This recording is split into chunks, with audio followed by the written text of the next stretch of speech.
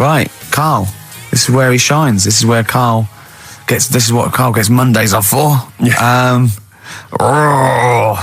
Okay, Karl, what is it? You want to explain this? It's the bit when I'm in a film and sort of edit me into it, so I'm like an actor in a major film. Yeah. We've done Kes, we've done One Flew Over the Cuckoo's Nest, Shining, stuff like that.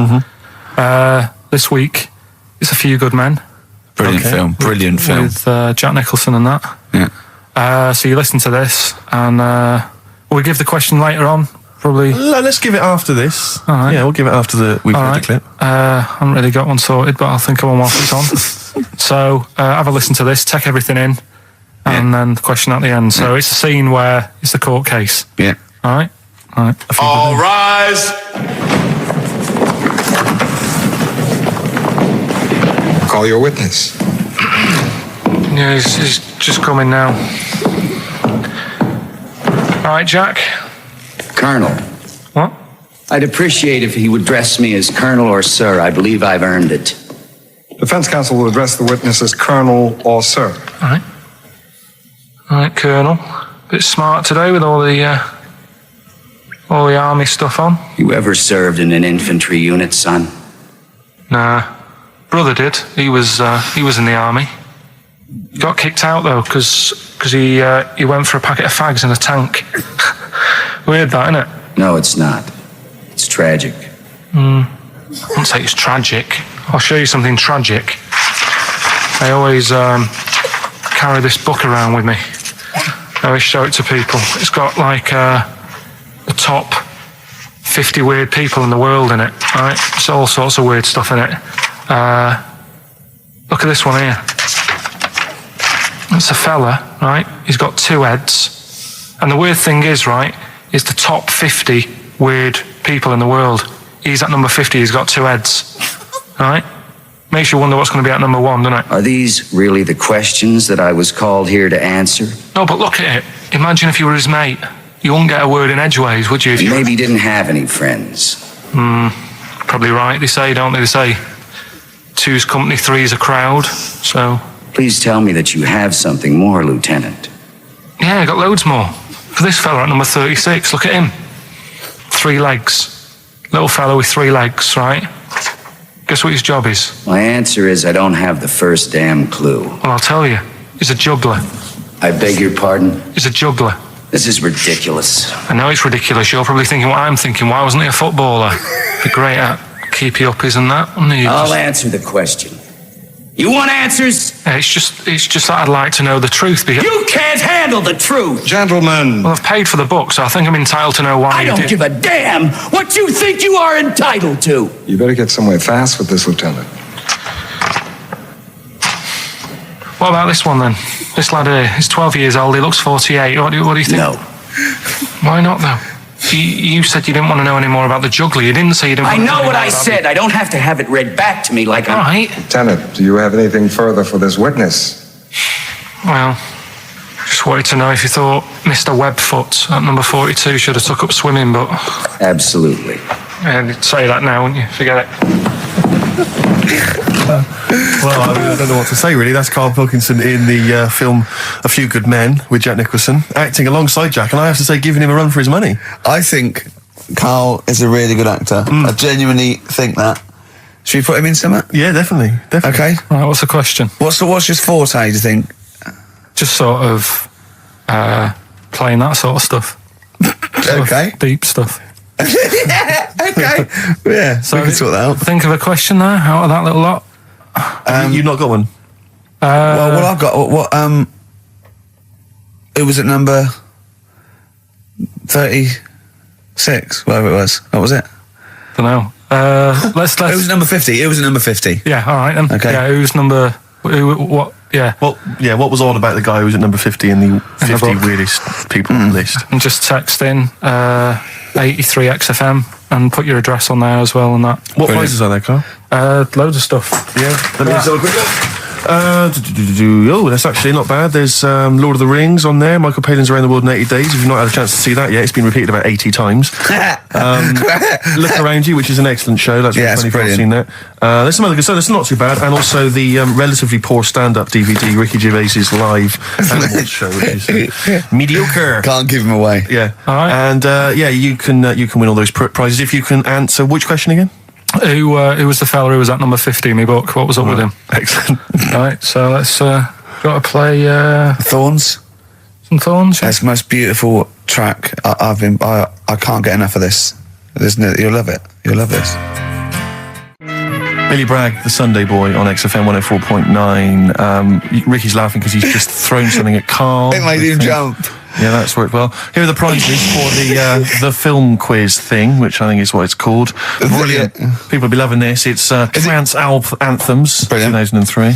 We know we got a lot of trance fans listening. The best air guitar album, obviously. Yeah, of course, yeah. The best club anthems. Yeah. Series 1 of Happiness by Paul Whitehouse. The very best of Father Ted on DVD. We got Teachers. We got Knowing Me, Knowing You. Not too bad. Yeah, a few bundles there. Good stuff. Christmas gifts and things like that. So That Knowing Me, Knowing You, I've noticed on VHS, which is good. yeah. That's quite quaint. Excellent. Brilliant. All right. Yeah. So explain the conceit of this? It's when we sort of dig out a film that I've been in, and this is. Don't know if I'll tell you what film is, because that might be the question. Thinking about it, because there isn't that much going on in the clip. I think we need to know what the film is. Do you? Yeah. All right. It's Rain Man. Okay. Why is he called Rain Man? Is that going to be the question? Yeah, I know the answer, Carl. Don't worry. Don't look at me like that. I do. Oh, well done. Yeah, you watched the film. Yeah, you should. Right, so it's you, Carl, in the film Rain Man. Yeah, it's the bit when Tom Cruise is in the doctors with the ill man. All right. There we go.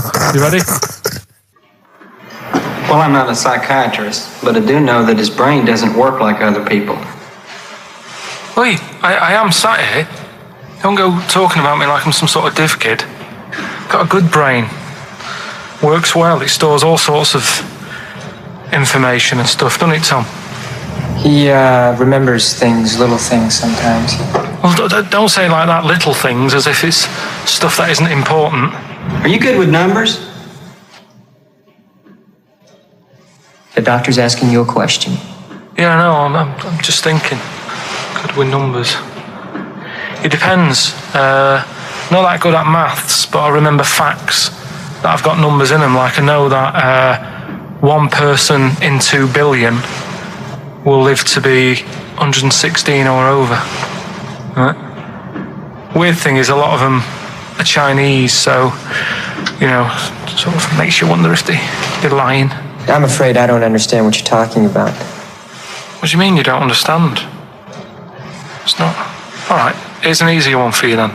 Goldfish have better memories than people think. He's right. He's right? Yeah. See? There you go. Goldfish related. Oldest goldfish in the world was 41. No. Yeah. Funny thing is there, if it was a goldfish with a dodgy memory, it could have been older. Could have been, pushing 45. So. That's amazing. I mean, that is amazing. He should work for NASA or something like that. Well, wouldn't go that far. They're the sort of things that I like reading about. I've got that big book there. It's full of Did you read all this? Yeah, don't... You read all these stories that are in this book. Don't bother touching Maybe it. you better put it back. Give it back. Get off. Okay, no, Ray, take it easy. I'm not gonna... I won't touch anything else, Ray. Come out. It's okay, Ray. It's okay. Come on.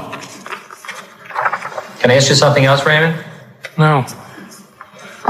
Well, you've annoyed me now. You've kept coming here saying I'm daft and that and messing with my book. Just go, will you? Excuse me. Were they messing with your big book of freaky facts? Yeah, that's out of order. Good. Right. So what's the question? Why is he called Rain Man? Yeah? Yeah? Everyone happy with that question? Yeah? Yeah. Okay, ricky.gervais@xfm.co.uk. Why is he called Rain Man? Right? Yeah. Right, okay. Are you in a film this week, Carl? We're doing that now. Yeah, go on.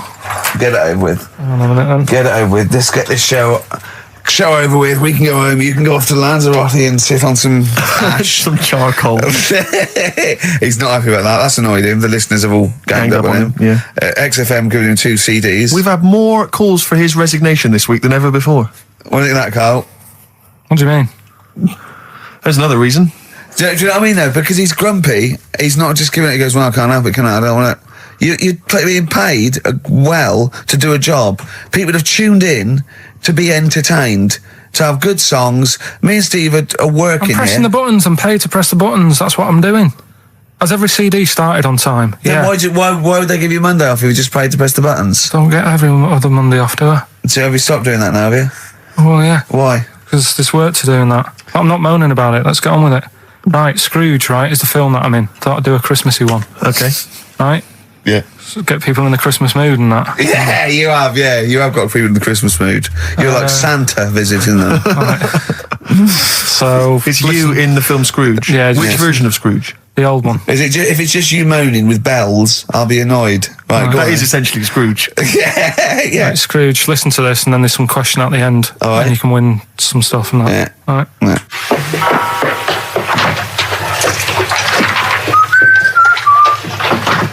You're late.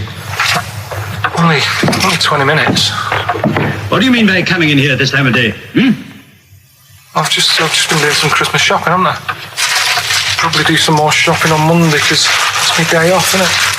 Yes, I know it is. You don't have to tell me. Do you want to see what I've bought Suzanne? No, thank you. I don't mind showing you. It's only a Christmas present, isn't it? Just bought some more condoms. Why? Well, I bought some last year. Got 2 boxes. They all got used, so... I'm very glad to hear it. How much do I pay you? Why are you asking? The presents I buy has got nothing to do with what I earn. Like I say, if I won the lottery, I wouldn't go mental on her. Do you know what I mean? I probably wouldn't even tell her because I think she'd want to travel around the world and all that, and I'm not into that, to be honest, so I'll probably keep it quiet. Why? Well, once you've been around the world, where do you go next year? Each to their own, though, innit? You know what I mean? Well, what do you want? What for Christmas? Not that fussed, really. And you, it's just as well I'm not that fussed, because do you know I do some work at XFM? Do you know what they're giving me for Christmas present? Nothing? No, might as well have been nothing. 2 CDs. That's it. Just well fed up. I'm sure you will. They give you a list of about 30 albums and you get to pick 2 off the list. So I've gone for Kings of Leon album and the best of Bob Marley. Mr. Marley has been dead these 7 years. In fact, he died 7 years ago this very day. Did they?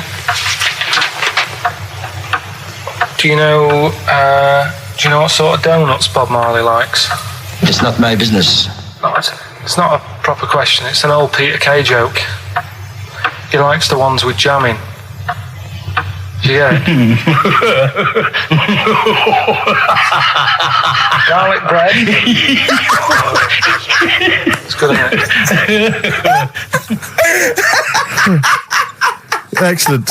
Oh, Carl, well done. Carl in Scrooge there. The only man more mean and depressed generally than Ebenezer Scrooge. Oh dear. Oh. What's the question, Carl? Well, if people have been listening from the start, right? What albums am I getting? Yeah. Is that good? Mm-hmm. Good, yeah. What albums am I getting from for working for this place for 6 years? All right. Ricky.Gervais at xfm.co.uk. Another big moment here. We've had Rockbusters. Now we're going to have Carl's film quiz thing, isn't it? Yeah, it's a film quiz thing. I've done Planet of the Apes, right? Because one of the things we did in Lanzarote went on this tour with sort of 3 northern blokes, and they didn't really know what they were talking about. Joking. You're joking. What? Northerners not knowing what they're talking about. You're having a laugh. No, they'd obviously sort of not had much luck here, right? And thought, let's go over to Lanzarote, buy some vans, right? Get people in it. We'll do a tour of the island. And whenever someone asks the question, like, what year did the volcano happen? They go, oh, we'll take you to the visitor centres. You can read about it there. So they never actually answered anything, right? So they were useless. But one of the things that they told us was that Planet of the Apes was filmed in Lanzarote. Right, okay. Right? That makes sense. A bit of it. Well, does it? Does it make sense? Well, what do you mean? Well, maybe it was, maybe it wasn't. Okay, anyway.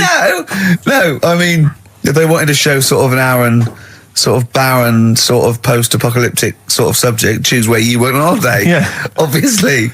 Yeah, but when we were there, he took us to this sort of beach, and I said, "Is this where they did it?" And he was like, "Yeah." I said, "What? Right there, yeah." And I watched it, and I couldn't see where I was. Yeah, you know that if you watch a film from 1968 and you've been to the same place, you're not going to feature. You're not going to see you in the back walking along the beach. It's a new one, new Planet of the Apes. Oh, the recent Planet of the Apes. Yeah, that's what they said. Yeah, right. So I thought I'd sort of. Now that sounds a little bit more far-fetched. I'd have thought that was probably a lot in Hollywood. Yeah. Well, anyway, is this the current Planet of the Apes or the old one you've done? Current Planet of the Apes. This is the recent one. All right, there'll be a question at the end of it, so listen on that. Is this entertaining to anyone, this? I mean, just take the last 4 minutes of conversation. But seriously, Rick, who cares? I don't. Do you? No. I don't. DVD's selling well. Exactly, what do I care? All right, come on then. All right, so Planet of the Apes, question at the end of it, listen and win some stuff, all right? Hey, where am I? What is this place? Hang on a minute, I'll have a look. According to the Lanzarote guide, we've been dropped off at the volcano bit. Apparently there's 36 volcanoes here to be seen. I hope you don't mind my saying, but this is a waste of time. What do you mean? Don't know why they need 36 volcanoes. Just keep one. Fill the rest in. Like a car park or something. Excuse me, guide. Why's the bus dropped us off here? What's so special about this place? Well, according to our holy writings, that is where creation began, where the Almighty breathed life in the time before time. Wow, it's amazing that, isn't it? All this has been stood here for years and years. What about the coffee shop there? Is that old, is it? Well, nothing. You're out to rip us off. I raised about £4 for a coffee there.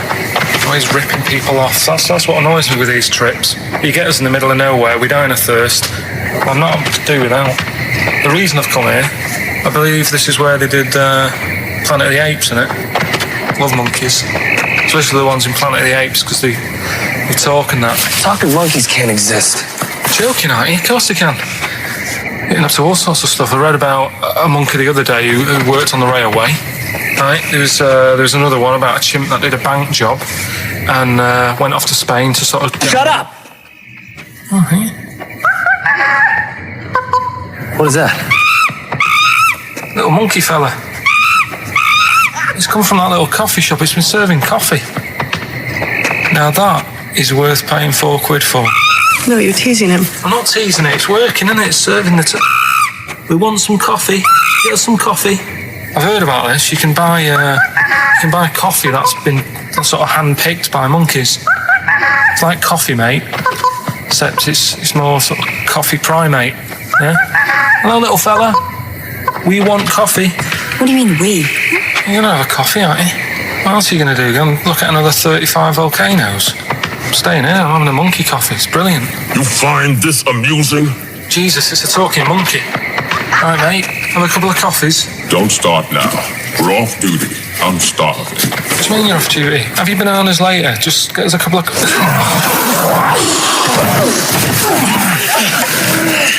Alright, I understand that you're tired and you've probably been on your hands all day. Just forget the coffee. You go and get some lunch. After you've got some coach, you lazy ass. You damn human!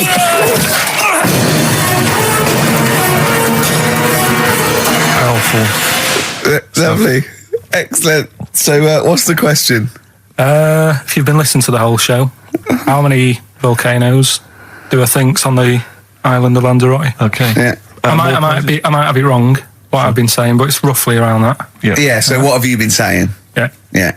Brilliant. ricky.gervais@xfm.co.uk. You're more likely to win the prize if you leave your address on the email. Yeah. Because otherwise we can't really be bothered to phone people or email them back. So, Good point. Put your address on there and you could win some crap. In a jiffy bag. And it's Ricky Gervais, Steve Merchant, Karl Pilkington hosting the final show. Exciting. Which means the last film quiz. Karl puts himself in a film. Claire's on next week, by the way, and then Adam and Joe. Yeah. Adam and Joe, brilliant. Adam and Joe coming back. So that's Excellent. They're excellent. Right. Matt Lucas said he'd do a show. Give him a call, and maybe him and Dave Williams. Yeah, might big do things that. with the Might do that. Yeah, very good, wasn't it? Yeah, it'd be alright, yeah. Right, the film thing. This is when we get like a film, and I'm in it, right? So I'm doing, we talked, a bit about gay fellas and that today. Yeah. So we're doing When Harry Met Barry. Okay. Alright. Yeah. And listen to this, and then there'll be a question at the end, and you can win some more stuff. We've got DVDs. Some more shite. Some more good CDs and DVDs and that. All right, let's hear it. So, When Harry Met Barry, right? We've got 18 hours to kill before we hit New York. I know, yeah. Brought a few books just to kill a bit of time on the journey. When I buy a new book, I always read the last page first. That way, in case I die before I finish, I know how it ends. I read a book like that once. Not on purpose, though. It's just that all the chapters have been put in the wrong order, so it's a bit annoying. Got to chapter 1 before I realised. Are you finished now? Yeah, I bought another copy of it and read it in Lanzarote. It was alright. Good read. Listen, we're only staying in New York for a couple of days, aren't we? Because the place does me head in a bit. Oh, really? Yeah, it just stinks, doesn't it? It's a really dirty city. It's noisy. It's funny, the people who live there call it the city that never sleeps. I'm not surprised with all the noise. I couldn't agree more. Listen, I know you're gay in that, right? What is the attraction with New York for you lot? Because it is like the gay capital, isn't it? They all love it. Even that Rod Stewart song, that Killing a Georgie, that was set in New York, wasn't it? Yes, it was. Yeah, well, that song was about a gay fellow, wasn't it, who moved to New York and ended up getting beaten up. Not a great advert for the place. You keep going there. Weird. Actually, I know why you like it. It's because it's a city that never sleeps, isn't it? You lot like going out late. You sort of run your life at a different timetable to everyone else. Are you finished now? No, I'm not being funny. I'm just saying. Just don't think you should live your life like that. Why not? Don't start getting angry. I think I'm entitled to throw a little anger your way. Especially when I'm being told how to live my life. Yeah, you're right. It is your life. And that's what I'm saying. Don't be dragging me into it. What? Well, you know I'm not gay, so why did you buy me a butt plug for my birthday? I'm not going to use it. What do you want me to do about it? I take it back, okay? I take it back. Right. Want to spend the night in a motel? No. Why not? Because you're gay and I'm straight, that's why. Why aren't you seeing anyone? Well, I'm seeing Suzanne again. We only split up for a few weeks when she had that funny haircut that made her look like David out of Slade. It's grown again now. She looked weird, didn't she? Well, but forget that. Anyway, don't want to share a bed with you again, not after last time. Oh, geez, what are we supposed to do? Well, this isn't normal, mate. Pull over, forget it. All right. Forget Don't you... I don't want to talk about How it. was that Pull over. Just pull over here. Fine, but let's just... There's nothing, eh? Get a B&B. And by that, I mean bed and breakfast. Not bull and bollocks, as you call it, Get right? one thing straight. Not interested. See ya. Oh dear. Excellent. Oh, little Karl Pilkington. When Harry Met Barry, it's a classic film. What's the what?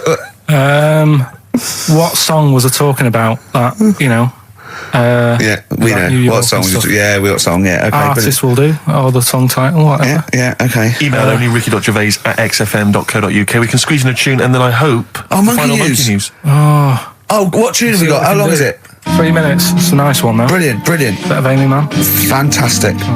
What have we got now? Right, so we're looking into animals that we get rid of. I've spoken to someone about snails. I've spoken to someone about jellyfish and that. And looking at cockroaches today. She's an expert. She's just not just some random person. No, she works in a museum, a good museum. I said I'd give it a plug. It's the one near Knightsbridge. It's got dinosaurs and that in it. It's worth seeing. Natural History Museum. Yeah. So, It's not sure. He's not sure. this is what happened.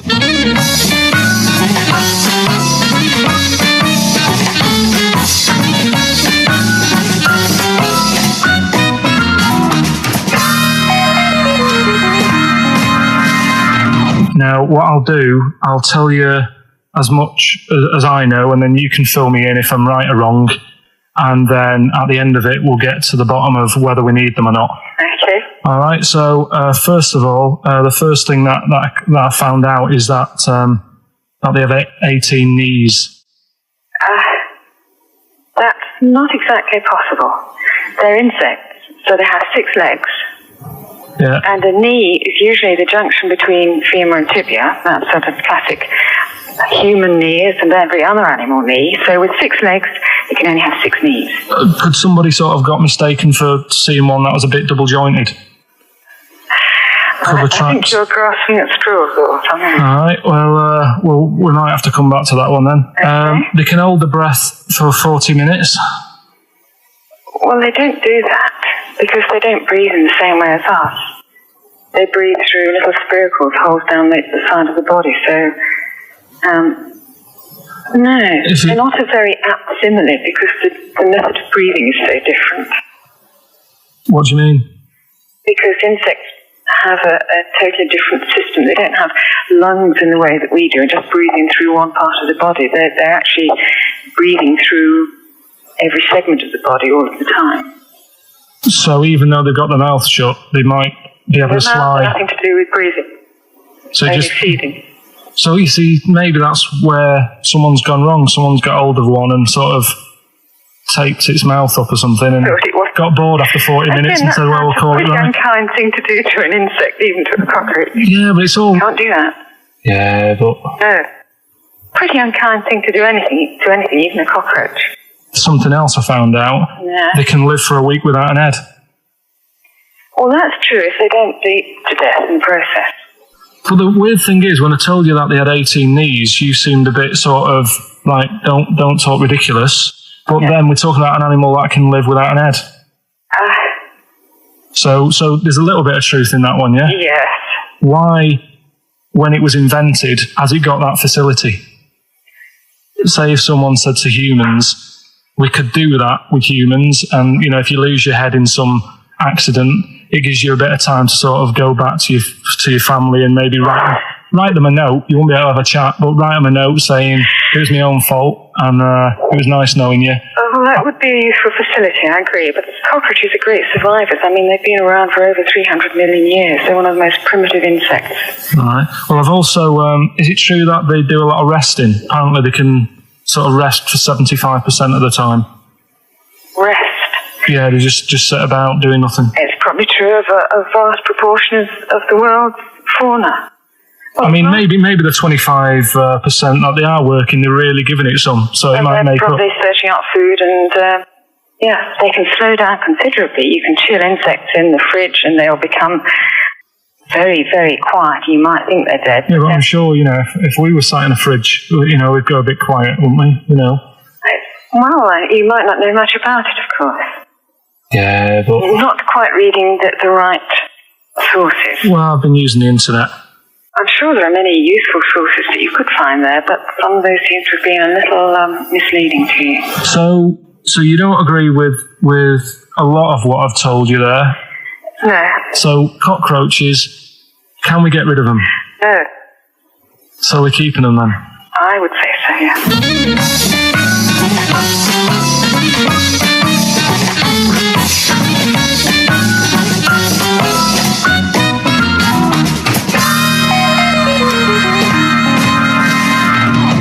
I think we should get her on more often because she sounds like she'd be a bit of an ally, really.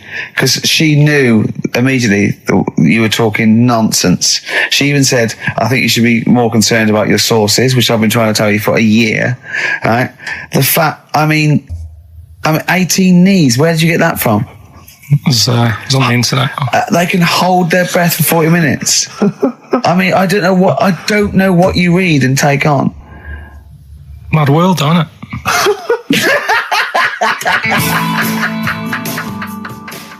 Cheeky freak? Controversial cheeky freak of the week, where Karl finds a human being with some sort of congenital or imposed deformity, or So and we talk about that in a wry way. Do you think that's big and clever? No, but that's just it. It's never about taking the mickey out of someone, right? It's to make you think. I'll tell you what isn't big and clever. How lucky you are. A dwarf with learning difficulties. Nice. Yeah.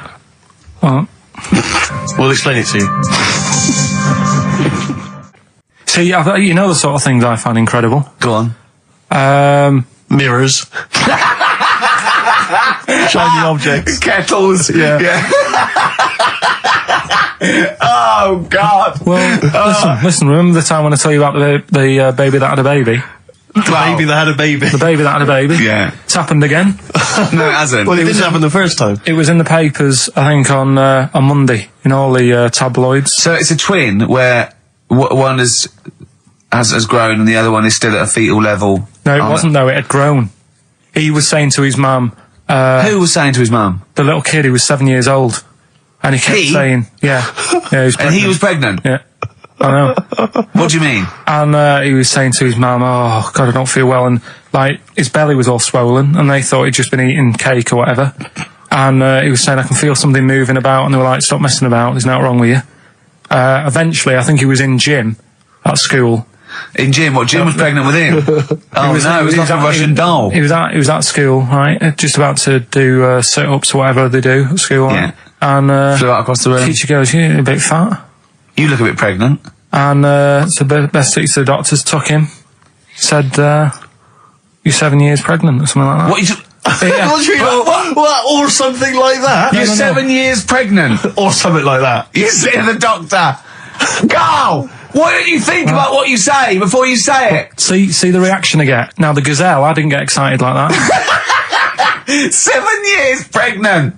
Send it in. If someone's online at the moment, just having a look around, it happened on Monday or Tuesday. Because I told you at the pub quiz, didn't I, Steve? I said I know the baby's had a baby. Yeah. And you were like, yeah, whatever. Well, I just thought you were talking nonsense as ever. Well, we'll find out. You're 7 years pregnant. Yeah. You're a fool. Play a record. Well, we've still got stuff coming up. Monkey news? Rockbusters answers. We'll have to get that out of the way soon, because we've got to get out of it. Have we got a cheeky freak of the week? Yeah. Brilliant. America by Simon and Garfunkel on XFM 104.9. I'm Ricky Gervais, and I understand I'm about to read my words, Steve. Well, once again, there's always someone, and it looks like it's Mike Lamb who has come to Carl's rescue. Lambo's let me down then. Doctors have removed a 4-pound baby boy from the stomach of his 7-year-old twin brother. Yeah. Alan Jan Niamatilev was born with the freak fetus growing inside him. For 7 years, it lived like a parasite until a school doctor became alarmed about Alan Jan's bulging tummy and took him to hospital. Surgeons who gave him a scan operated immediately, unaware that the baby was attached to the boy's blood vessels and still alive. They saved Alan Jan from certain death, but knew the 8-inch fetus was doomed. So there we are. Boy pregnant with his own twin brother by Barbara Davis. That was in the Mirror, apparently. So I've read on, and all the facts are right. They took him to school. The parents didn't realise. And that isn't even this week's Freak of the Week. I mean, that's you still got that to for come. free. You got that. You can have that. That's the free freak of the week. Free freak. That's giveaway. That's like 13.5% extra. Yeah. You know what I mean? That you might get with hairspray or something. So that, I mean, if that's just the throwaway freak of the week, there are 2 freaks of the weeks there. If those 2 freak, I can't wait to see what the actual freak of the week is that people are paying for.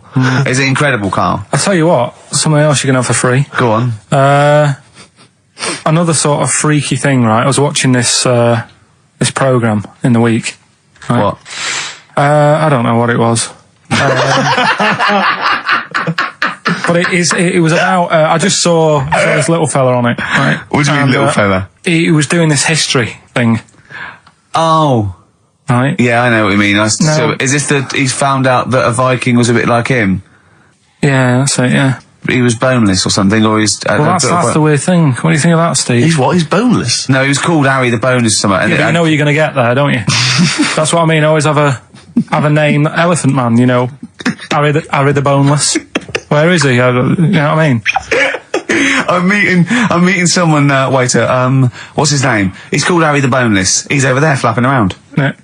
He's over there in the bucket having noodles. That's what I mean. But do you reckon you could do that? Do you reckon you could have your bones taken out? Talking to him. He's brilliant. It's like talking to a 5-year-old. I was asking Suzanne when she was watching it, and she was like, "Ask me later." Yeah, brilliant. She wanted to know about. What did you said? You watching this program about history, right? About Vikings. Like you turned to your girlfriend and said, "Do you reckon you could have your bones taken out?" Yeah. I love that. I mean, that is why you are my favourite. What do you mean you think you can have your bones taken out? Firstly, why would you have your bones taken out? If you've only got a small flat or something, and there isn't much room. Yeah. Right? And what I mean is, would all your organs still do the stuff? No, they wouldn't. You'd just be mush. Listen, I'll teach you something now, right? The skeleton, right? SPAM. Yeah? Support, movement, anchorage. No, support, protection, anchorage, movement. SPAM. That's what the bones do. Yeah? You couldn't stand up. You wouldn't be protected because they protect his rib cage, skull, of course. Anchorage, everything holds onto it. Every muscle is tethered to pull against something, like a crane, a pulley system, so you wouldn't be able to move at all. Do you know what I mean? So you'd be in a bucket. There'd be you'd die immediately, obviously. No, you can't have your bones taken out, Carl. I mean, why do you need to ask that question? Sorry, but Boneless Bob, or whatever his name was. Harry the Boneless. he presumably didn't have any bones. I mean, that's why he had that name, obviously. No, he did. No, he's got the name. Yeah, exactly. No, he was just... I've had an email here from Graham, old Ken Rowe. He just says, I had a dream about Carl last night. Can I sue? I've no idea what he looks like apart from the boldness, and yet he turns up in the middle of my dream. I don't need this, it's harassment. Yeah. But people are having dreams about you now, Carl. You actually, it's like you're one of something that was created by the Brothers Grimm. So, Carl, so this little Harry the Boneless, what was your point? Was that really your point? You wondered if you could live without bones? Yeah, I saw the little fella on this programme. And the presenter? Yeah, and he was a small fella, and he was talking about Harry the Boneless. And I thought, that's interesting little bit of science stuff. Yeah.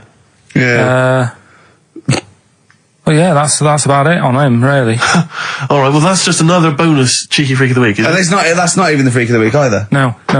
That's still to come. So you've had a pregnant Siamese twin. I know, it's been mad. You've had a boneless fella and another fella talking about him. They're not even involved in freak of the week. No. This is getting mad. Play a record. Let's play a record. Let's have cheeky freak of the week afterwards, shall we? Yeah. Current single from Nick Cave. Can we do monkey news first? I'd rather have a cheeky freak of the week. So, Carl, off you go. Well, we're not going to do freak of the week here, okay? Right? Because we've done quite a bit of that in the last 20 minutes. We've OD'd on freaks, you think? Yeah, sure. We'll just shift it a little bit. Okay. And I don't, like I keep saying, don't want people to be thinking we're sort of taking the mick out of anyone. No. Right? Because we're not about that. I feel like I can do a little bit of it because I work with you, Steve. Yeah. Right? Sure. It gives me that right. It's like a care worker. Yeah, I understand. Well, it's like that thing of you can't be homophobic because I've got a couple of gay mates and stuff. Sure. I think it sort of gives me that edge. Yeah. Right? So you're not freakophobic because you work with Steve? Yeah, that's right, yeah. So, yeah. Okay. Well, by that token, I should be able to sort of slag off, the mentally ill. Or at least mentally handicapped. Now, there's a term you don't hear very often. In 2003, there was the mentally handicapped. I don't know where to start. But I'd like to apologise for the Lady Diana stuff, the term mentally handicapped, and any inadvertent racism that we may have stumbled over. What's the actual term then? Is it retarded? Right, come on now. Oh, chimpanzee that! Monkey news, earlier than usual. Getting excited because it's a special time of the week where we get to talk about a cheeky freak of the week. Freak of the week's coming up now. Oh, cheeky freak of the week. Right, well, we've had some interesting things we've been looking at. This week, it's about the strangest couple that ever got married.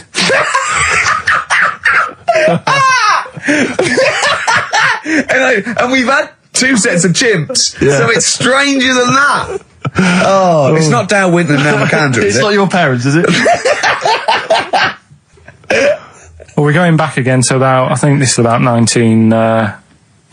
something like that. 1940. Yeah, whatever. Yeah. Strangest couple, a fella, right?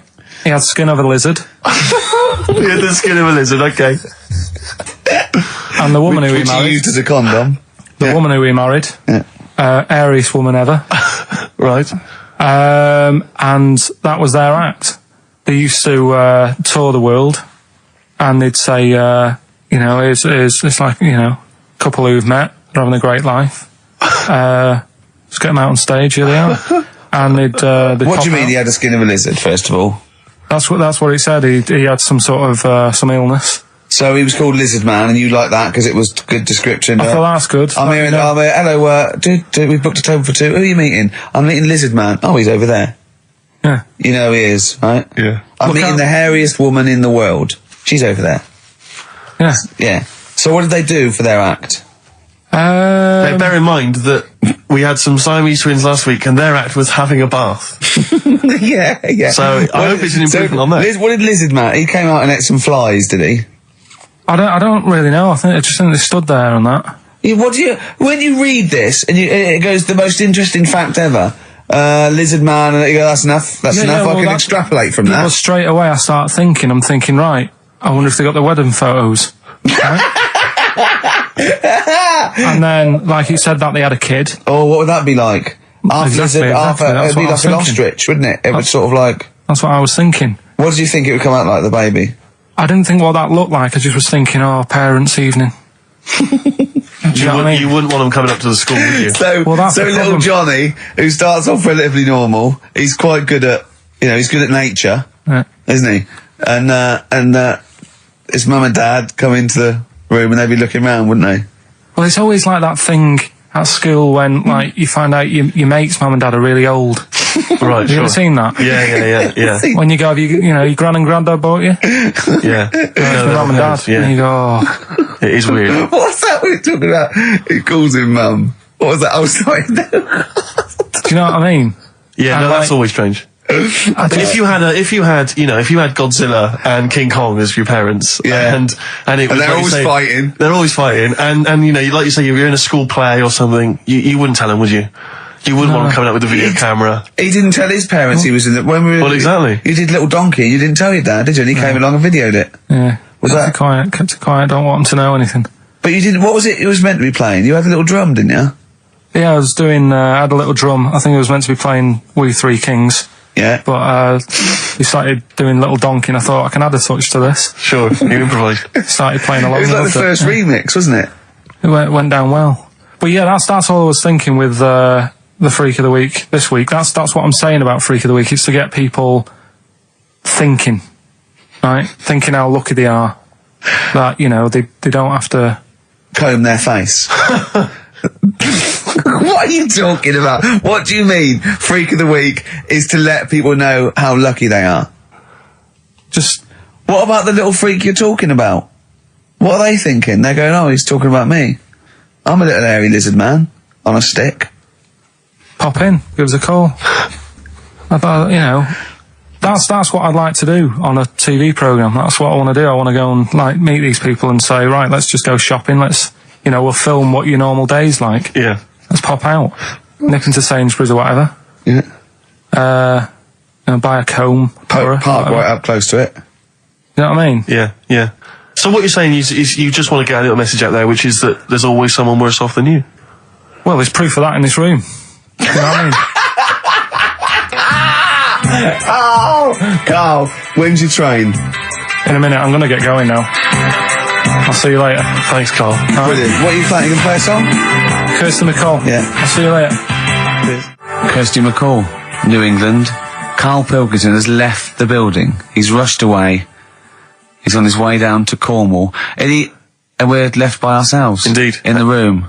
See, if we can do this... If we can press all the buttons and not make any mistakes, strictly speaking, there's no need for Karl. I don't mind if we make mistakes. Well, no, exactly. We never worried in the old days, No, sure. I think Karl is going to love Cornwall. Because I think, one, the mayor is probably an animal. Yes. And I imagine the townsfolk think like Karl. Yeah. Do you know what I mean? I imagine he'll stay there. He'll be made king. Have you ever seen Return of the Jedi? In Return of the Jedi, the Ewoks, the little furry creatures, they see C-3PO, and because he can talk and he can speak their language, they actually elevate him to godlike status. What are you doing here? Hooray! He's back. What are you doing? You could have stayed till the end. No, I'll see you later. What are you doing? What are you doing? Right, well, there he is. He's on his way. Yeah, if you're listening online in Cornwall, I mean, I can't imagine that's ever going to happen.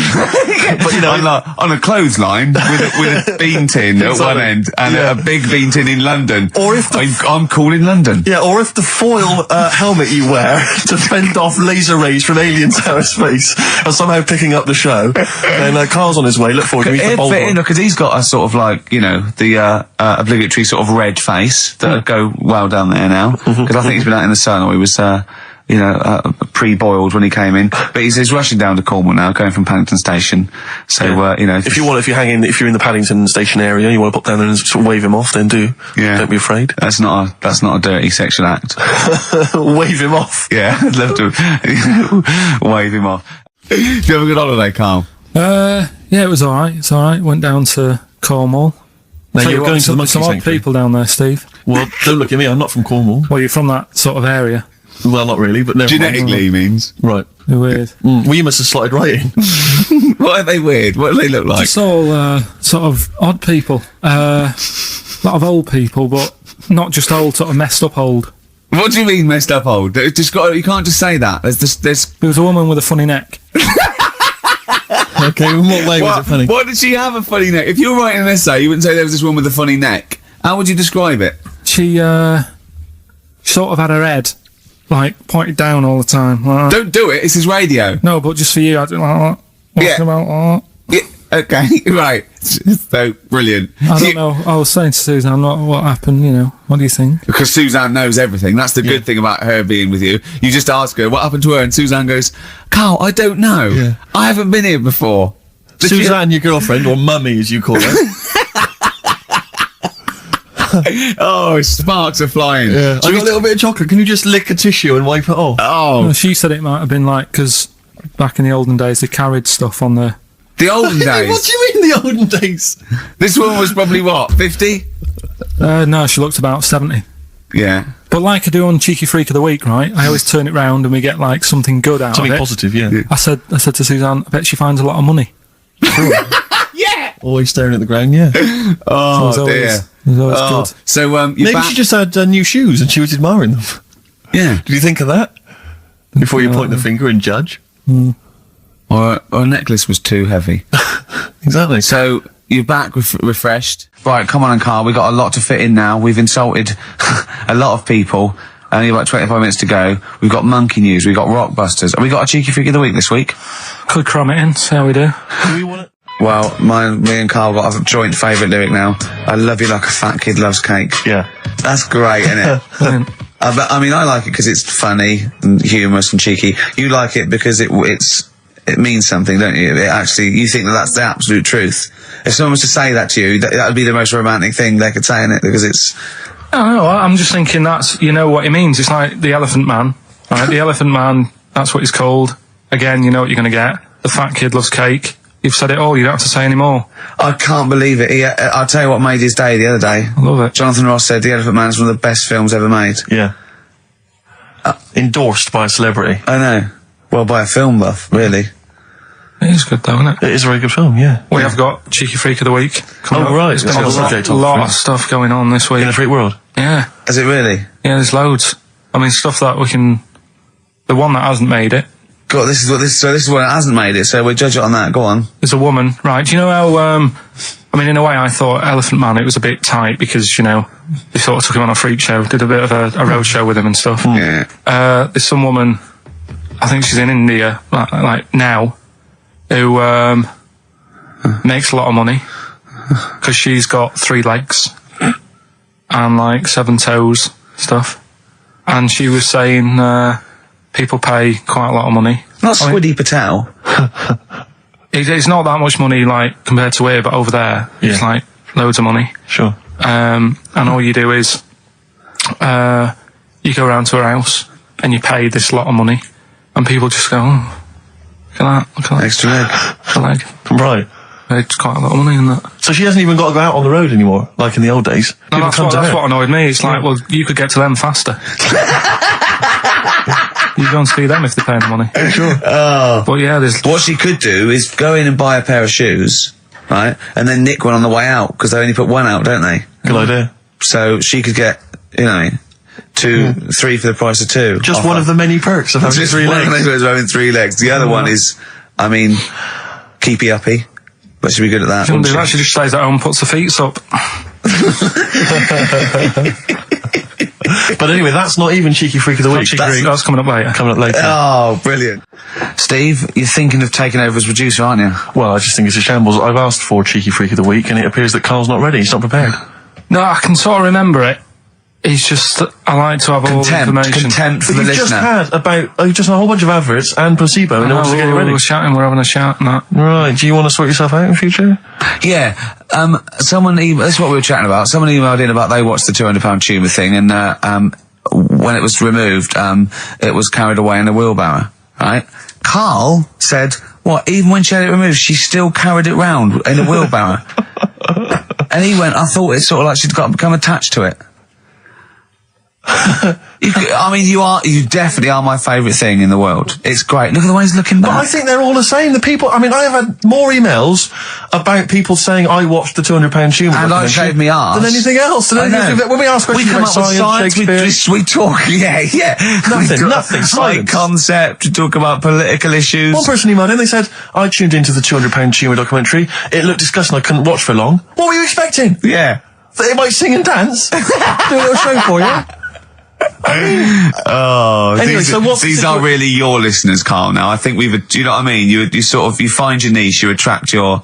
I think me and Steve are pretty much just here. I think the people that we had in the early days, Rick, they've long since abandoned us. They jumped ship. They've got jobs. Yeah. They've got jobs. They're out now. They've been released. Exactly. They're getting their life back together. Carl, what's the situation with Cheeky Freak? I've got like a couple of bits. Like I say, I haven't got the in-depth stuff that I know. Oh no, because usually it's it's pretty scientific. Exactly. Yeah. Do the jingle. We've come up with a new one, haven't we? Well, the freak, say chic. Cheeky Freak of the Week. Right. Well, couple of bits. I don't know which one to use as the main feature for this week. It's not good, is it? Well, there's been another one born. Little kid. Who won? 4 eyes. Insult. Just a guy who wears glasses. Come on. 4 eyes, 2 noses, 2 mouths. That's weird, isn't it? This bloke, did he also have 2 heads, 2 bodies, sort of born sort of slightly separately? He wasn't stood next to a mirror? No. It's weird, that, isn't it? That's all you've got. I love that. That's weird. I imagine the doctor said that. Well, Mrs. Parks, kid's got 4 eyes and 2 noses. Weird, isn't it? Any clues? Any clues? So that's it. That's all the information. Well, I'll tell you what, that shouldn't be the main one. Okay, I've answered it. But like I say, what's the idea of this feature? What do I say all the time? Don't know. I always say, think about it. Think about what that would be like. Okay. What? Giving birth to him? No. Being, I think it's a girl. Being like her. 2 mouths. 4 eyes. What would that be like? Mad, innit? I don't know what this feature is. I don't know why. Is there another one? Is that, you said that? I hope everyone took the opportunity there during that silence to just think about what it would be like. I know I was. What? Could she talk with a mouthful? What? Is that allowed? Because she's got 2 mouths. Yeah. Would that be alright in her house? She'd be eating. Yeah, she can talk with one mouth and eat with the other. Right, well, listen, the main one, right? You've thought about that. That's good. The main Cheeky Freak of the Week. I haven't got all the details. Smallest person ever. Right. How big would you say that is? Carl is now sort of like holding his hands up like a fisherman, long ways. That's about 1 foot. Right. Smallest man in the world. I printed the thing off and I can't find it. There's a little picture of him. Right. The odd thing was, Because why have you asked me how... Did it say, or was it a picture of him? I didn't really read it. Of course you didn't. Jesus. I just saw it and thought, that's... What, you straight away assumed it was natural size? No, it was that big. But what do you mean it was that big? Little fella, like that. But why are you doing that? What? It was a page with a little fella. How do you know that was natural size? No, it was, because he said it's world's smallest man. And the funny thing is, I've read the first line. I always read the first line. It said, world's smallest man. Well done. The weird thing is, he got an head like a light bulb. The shape of it, apparently. I don't know if that's got anything to do with his shape and size. God. That big. His name's Mr. Watts. And the annoying thing is, what got me is, if you're that big, right, don't have your picture taken next to a fruit bowl. Why was he having his photo taken next to a fruit bowl? Don't know. Whoever the photographer was, obviously having a bit of a laugh. Yeah. At his expense. Because you would just stand in the middle of nowhere, you'd look normal and that, but he was stood there, just leaning on an apple. Leaning on an apple? What is this? In what world do you inhabit? This was on the internet. Leaning on an apple? Was it Tom Thumb? What is this? Are you sure it wasn't some sort of sci-fi show they were advertising? No, it was leaning on it. Can you just lean on the apple? Just lean on the apple there. Do me a favour, you stand next to my chihuahua. You're not taking the piss, are you? No, not at all, no. Would you mind leaning on this matchbox? Yeah. Leaning on an apple. And that's what, so you just said he's the world's smallest man, leaning on an apple. Smallest man, said about his head being like a light bulb, I don't know what that meant. And I just thought, right, that'll do. That's that sort of cheeky rig of the week done. I think that was on like Monday. Right? I found that, I thought that's done. Printed it off, forgot to get it off the photocopier. Someone's nicked it. Play a record. You got to... You know, it's just... Steve. No, can I just say, no, Carl, please, if I say, let's have Cheeky Freak of the Week, and you haven't done your research, you haven't got the information, just tell us you can't do it. But don't lead us on. Don't say this on radio. Hold your hand up to me and go, how tall is that? It's nothing. That's radio. Nothing. It's nothing. I think it was that big because he was leaning on an apple. It's not enough information. But, imagine Trevor McDonald coming on, going, some news, some stuff. How big's that? How big do you think that is? Yeah. Because there was a fella, coming up after Chris Tarrant. Play a record. I'm angry. I'm actually angry. And if Monkey News is in any way similar, you've really pulled your finger out with that, have you? Mm-hmm. Good. Let's have Rockbusters answers next. Silence is easy. Star Sailor on XFM 104.9. Right, it's the quiz of the week. If you want to go out and do some shopping, this is probably a good time. And come back again for about 15:15. But don't forget, what I will say is, even though these clues, we're going to do songs of phrase, by the way, where Carl picks out a phrase that he might have said once, tries to find words from songs to put it together. You've got to guess as many as you can, song or artist, I can't remember. But even though you might look at it and go, that's mental, I don't know any of them, you might win if you get 2 right. I mean, I think the winner last week got about 3 out of 3 Well, I have to be honest with you, I mean, last week, Rockbusters, surprisingly, was a very, very popular quiz. Yeah. It just happened to be awful. Yeah. This one is pitiful. I mean, it's truly atrocious. Yeah. And it really doesn't even have a fan base. I mean, there's no one championing this one, Carl. Last week, seriously, mate, I got about seven or eight replies. Oh, God, that's terrible. That was like when you told a kid that you couldn't afford a Christmas present this year. Look at his face. Yeah, he is a bit distraught. Carl, it's like Chris Evans' face when they said they were cancelling Girls and Boys. It's like, but I can come up with great TV game shows like that. No, you can't, Chris. Not anymore. Oh, his little glasses slid down his nose. I'm the guy who don't forget your toothbrush. Yeah. What was that money you owe me? No, you owe us. Oh, believe it. All right. So, will I just play it to you and whatever, Carl? Try and work out what the phrase is? Sorry, it's a phrase that might have once been uttered on this show. It was said last week. Oh, right. All right. Okay. Brilliant. All right. Here we go. I know you're just 16, but looking all of 21.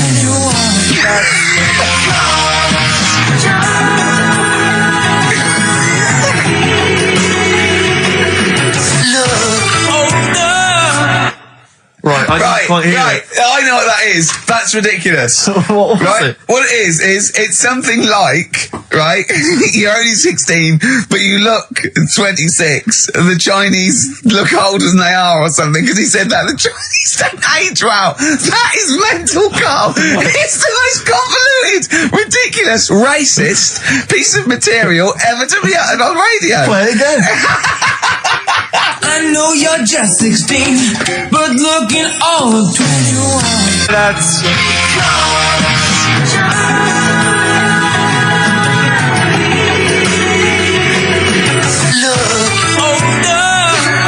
Okay, you're just 16 and looking all 21. That's because the Chinese look older. Carl, you've gone mental. All right. Oh, that is amazing. So, there you go, the well-known phrase, you're 16, looking all of 21, that's because the Chinese look older. Well-known phrase there, sweeping the nation. That'll be up there with "was up," and "shut that door." If they do a poll, right. Okay, play it once more. We're after the artists. Just the artists. Yeah. I know you're just 16, but looking all of 21. That's...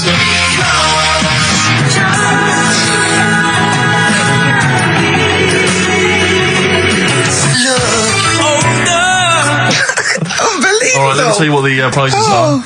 We've got, I assume this is the new album from Mower. Everyone's going crazy for Mower. I've not heard people stop talking about Mower. But there it is. We got the new album from the Webb Brothers, which might be quite good. The Polyphonic Spree album, the best dance album in the world ever, which is ideal perhaps if you're having a barbecue and you've got lots of 8-year-old children coming. The Polyphonic Spree, I look at them and I think, well, you know, you're a pretty good band, but if that album sounds like $1 million, you're going to make that 40 quid each. I know, it's extraordinary. I mean... They're the sort of indie equivalent of the So Solid crew. Yeah, you're not going to make any money. The manager's getting 20%. Exactly, yeah. And also on DVD, Red Dwarf Series 1. So, some absolutely barnstorming places. And if you can identify what artists are using this well-known racist phrase, that's because the Chinese look older. Play it once more, Carl. One more time. I know you're just 16, but looking all of 21. That's...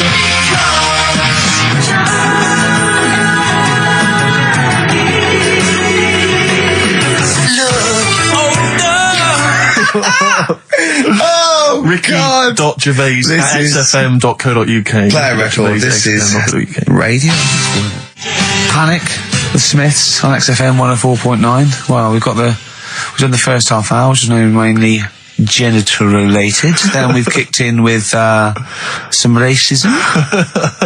You have to guess what artist. It seems just a couple of emails just to update you on what's coming in here. Go on. Natasha has emailed us. She says that she's of Chinese origin, and at 27 she often got mistaken for 24. So your notion that Chinese people don't age well is obviously factually incorrect. Yeah, well, we didn't need... Thank you for playing, but I mean, honestly, trust us, Natasha, we didn't need you to tell us that. We know Carl is talking absolute nonsense. Wait till you get to 30. Oh dear, no, this is quite a nice email from Paul. He says, let Carl know that I have a Chinese friend called Oi. Imagine the confusing and amusing situations we get into. We're out and about in busy Soho. Does his surname come here? Or lightning wit from Carl. Wait Nice. till you're 30. Yeah, I know. Brilliant. But no, actually, we've had a surprising response to Songs of Phrase this week, despite the fact everyone has agreed that it's racialist. They've nevertheless had a go. So keep your answers coming in, because we may as well. You're a hit, Carl. You're a hit. What, have we still got Monkey News? Yeah, don't worry. Oh no, we got to do. Oh look, play a record. We got to do the results, and then we got to do Monkey News. Could we quickly do the results? Well, you say we've got to do the results. There's not people hanging on for them. Let's do it. Just knock it out there before. Well, let's play a tune. Let's come out and do it. Eddie and Hot Rods, yeah, surely. Carl, quick, the results, then Monkey News. I need some Monkey News, but I need the results first. Right, play it again and give the answers. Here we go. Songs of Phrase. Songs of Phrase. Name the artist. Name the artist. I know you're just 16, but looking all of 21. Hue and Cry. That's... Who's that? Hang on. It's not our fault. Well, that's Philip Bailey again. That's too little. Right, it was... That was Roxette. The Look. Yeah. Right, we had Hue and Cry started it off. Yeah. 16. That was Dean Martin. Because Jane's Addiction. Yeah. Because Cars, yeah. Chinese Philip Bailey. Philip Bailey, that's second outing he's had. Last one we used him for Chinese with a hairy Chinese kid. He's never got so many royalties being used in racist game shows. Brilliant. Then Roxette and finishing with George Michael. Oh dear. So brilliant. Who's the winner? Well, the winner, actually, it looks to me like he's got all of them here, from Bognor Regis. It's Stuart Birch. Well done, Stuart, and you get that bag or tat. Bognor Regis. Yep. Oh, just need his address. Me back as well. Yeah, if you just email in your address, Stuart, and you can have those goodies. If you're not interested, don't bother. Do you want to do you want to set up Songs of Phrase? Yeah. Oh, God. If you've not heard the show before... I thought we weren't doing this week. I thought we weren't. No, we'll do it once, right? And then next week's the last one, so we'll do Rockbusters. That might be the last one ever, depending on whether Carl decides to come back in October or not. Exactly. I'm bored of it. I told you I'm bored of it. Why are you bored with it? I get bored quick with stuff. Yeah. I told Suzanne the other night how lucky she was. I haven't got rid of her yet. She's... Do you know what I mean? Things... You put on a soft music though first, didn't you? You didn't just start getting that around. You know you're a very lucky girl. Sorry? Well, I usually get bored with you and that. Yeah. Oh, dude. You're lucky you haven't pissed off. Yeah. Do you want all the champagne or what? Well, she was annoyed the other night. What's that on your ear? Don't worry about it. Where'd you get on? We're walking to the pictures, right? To go and see Bruce Almighty. Sure. Why? And, just something to say, innit? Yeah. So you were trying to sneak in the back. So on the way, cutting across Leicester Square, and those fellas who sell roses, he comes over. Do you want one? Do you want one? I said, don't do that. She's allergic to them. Right. So he'd go away. Yeah. She got all annoyed about that because she's not allergic to them. Well, she's not allergic now, but they're about £3 each. What But the point of that, Carl, is not that she really wants a rose, it's that you're willing to spend £3 on her. Taking her to the pictures. How much was that? That was £8 each. Did you pay for it though? But didn't you ever... If I know you had her dressed up as a small child. yeah. Or me and my son, please. Or you made her sit on your shoulders and wear a long coat. Yeah, exactly. Anyway, listen, Songs of Phrase then. You paid for her to go in and then you went and had a pint while she watched it. Yeah, there's no point in both of us seeing it, but tell me about it. Tell me what it's like. Oh, right, Songs of Phrase. So let's explain what Songs of Phrase is. You do it. Okay. Oh, really? If you think that Carl is bored with life, then you will be even more bored once you have heard this particular quiz. The gist of it is that Carl has taken a well-known phrase. Well, no, I'll stop you there. Not a well-known phrase. Something that he said once on this show. Yeah, probably. And he's somehow compiled together a number of different songs which have somehow built up that particular phrase or sentence. If it's anything about Chinese people, Philip Bailey will be involved. That's all I can say. Okay, let's hear it then, Carl.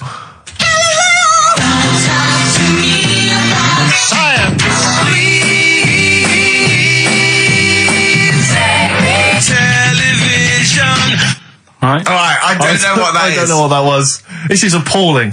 This is appalling. Carl, I do not know what that is. What is the phrase? I just was saying last week about everyone's raving about Galileo. No, they're not. No, they're not. No, they're not. No, that sounds like a sort of B-side from the Buggles. Everyone's raving about Beyonce and Robbie Williams. Yeah. They're not. People going, Pop Idol. What are you into? Galileo's good. Yeah. Forget it. No! Placebo, song for Carl there. Special Needs on XFM 104.9. I'm Ricky Gervais with me, Steve Merchant, Karl Pilkington. We were doing Songs of Phrase. Oh yeah, I forgot about that. Yeah. Oh God. So what is this phrase? What is the phrase, Carl? Last week we were talking about Galileo. Right. And I just was saying, years ago, I can't remember now, when was it? When was he doing his thing? End of the 16th century, I think. Right. And he was messing about, trying to find out about speed of light or something, is it?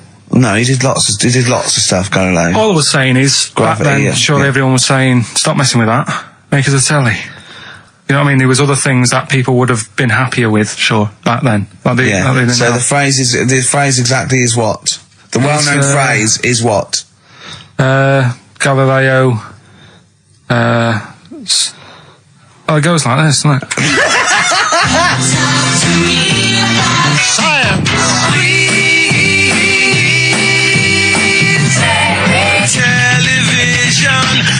Right. So it's Galileo's stop talking to me about science. Make me television. Make me television. Yeah. So you email in with the bands and that. Brilliant. Right. That is rock bottom. I mean, the well-known phrase being Galileo, stop talking to me about science, make me television. As a well-known phrase, is one of the weirdest things I've forget cheers out of windows and things like that. That is the weirdest thing I've heard on radio as a competition. Can we have that one next week? Okay, well, here are the prizes. If you think, Rick, if you think the quiz has hit rock bottom, wait till I tell you these prizes. No, brilliant. I know that we're very much pushing new music on XFM, and it's an alternative music station, so you'll be pleased that we're giving away now, that's what I call Music 55, featuring the likes of Busted and Daniel Bedingfield. Brilliant. You really know how to cater to our audience, don't you? The best dance album in the world, that includes DJ Sammy, Scooter, and Liberty X on there. So look forward to that. Yeah. This is not so bad. Nick Cave and the Bad Seeds, a live DVD of a performance, and some, pardon me again, but anyway. That basically sums up the prizes. So I won't tell you the rest, they're all monotonous. But anyway, I think those crisps, Rick, have gone down the wrong way. Although I was eating goulash earlier.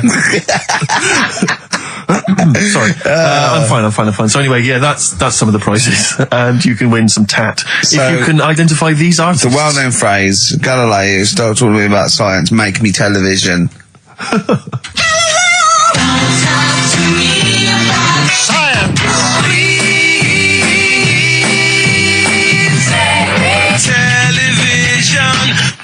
I'm just emailing. But easy this week, I think. Those, Play a record, Carl. I mean, it's ridiculous. Ricky.gervais at xfm.co.uk. The Pixies. Answers rushing in, we should point out, for the quiz. Most of them agreeing that it's pointless. Some people have called it... It's Songs of Phrase, of course. Some people are referring to it now as Songs of Arse. Which is more than appropriate. But you'll be pleased to know that it's ending this week, and next week we've got the return of the even more pitiful Rockbusters. For the last one. That's back for the last one. We perhaps also need your petitions to Carl. If you want us to stay on the air, then you need to petition Carl, giving good reasons why he should stay, why this show isn't boring, or rather why he shouldn't be bored by it. I mean, you're bound to be bored as listeners, but obviously he's running out of steam now. What are you fed up with? You're just fed up with in general, are you? I mean, you want your Saturdays back, do you? Just want a bit of a life back, that's all. But you don't do anything with your life when you've got it. Why don't you do this instead of, like, your day job? Can't. It's more important than my day job, innit? That's what earns the company money and that. Know what I mean? Well. So... Why don't you do a regular show then? Sack someone who's, quite frankly, not putting the weight. I've done that. I did that years ago. What do you mean? Done it. Told you, I've done a lot of stuff. Boxing, done. Tick. Dancing, done. No, you turned up, the place was shut. Yeah, but... Dancing? When did you do dancing? That's when he went and said, I want to do dancing, and he went along to the place, and it was shut, and that was it. And he said, I didn't do it anymore. That's not doing it, is it? Boxing, he had a fight with one lad, then the lad beat him up, and he didn't go again. Oh dear, it's pathetic. Well, anyway, so this is basically our penultimate show. Next week's the final, and we're all looking forward to that enormously. Yeah. But that may be it forever then, and this all for one, one for all for one. The Three Musketeers, gone forever. Yeah.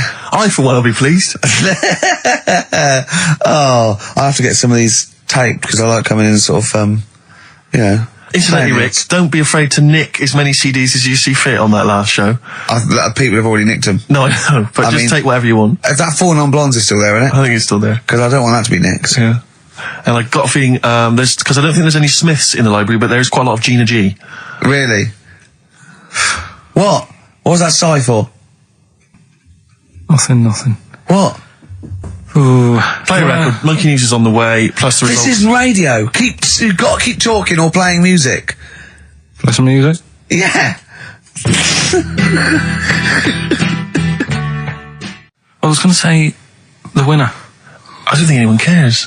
Oh, come on. Someone got all of them, didn't they? Well, okay, play it again then. This was Songs of Phrase. You did this. The well-known phrase is Galileo, stop talking about science, make me television.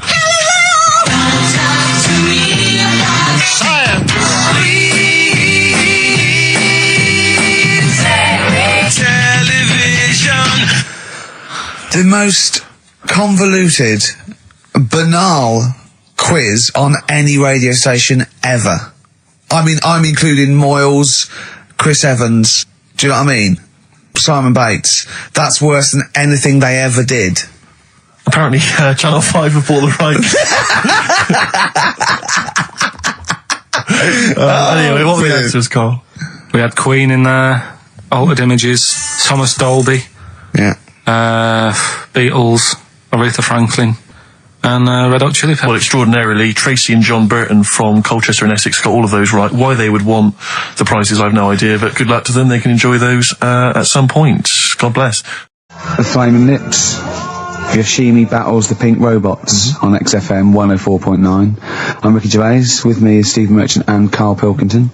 Good morning. I'm going to be honest. I'm going to own up straight away. I've done very little work towards this show this week. I'm a bit busy. You surprised me. Yeah. So I apologise if it sounds a bit sort of... Thanks for being honest, though. Rick. Well, no, I don't want people to go, oh, no, that was a bit shoddy this week. I hope it's not going to be that every week. Yeah. So it is because I've done very little preparation. Okay. So... Right. Whereas normally... You'll probably have to help me out. All right. You have to do some of the work. Carl, you might have to help us out a little bit as well. I don't know. I know Steve's done nothing towards it either. So the onus is on you a little bit here. I love the fact that it's still listed as either Ricky Gervais or Ricky Gervais and Stephen Merchant. And essentially, we don't need to be here, really. No, but I know now people listen for Carl. Everyone I've spoken to, for people on buses. To comedian like Ross Noble mentioned you the other day, and they go people on buses. I've never been on a bus. You haven't been on a bus for like 12 years. Yeah, have you? People on buses. I don't know why I find that so funny. I just know the idea of you being on a bus. The idea of you handing over your fare. They're shouting out from the window. Right. They're going, "I love Carl." Right. Yeah. I'm walking along. How much is it on the bus? 20 pence. No, come on, seriously, how much is it? One adult for terminus, please. I love the fact, they do that thing where, like, if they're interviewing Paul Newman or someone famous. No, it's quid, isn't it? It's a quid. They always say, how much is a pint of milk? And that's supposed to prove if you're sort of still in touch with your roots or whether you're too big a celebrity. Yeah. You've got no idea how much it costs on the bus. Quid? It's not a quid. 120. No, it's not 120. Pint of milk, about 50p. 30p.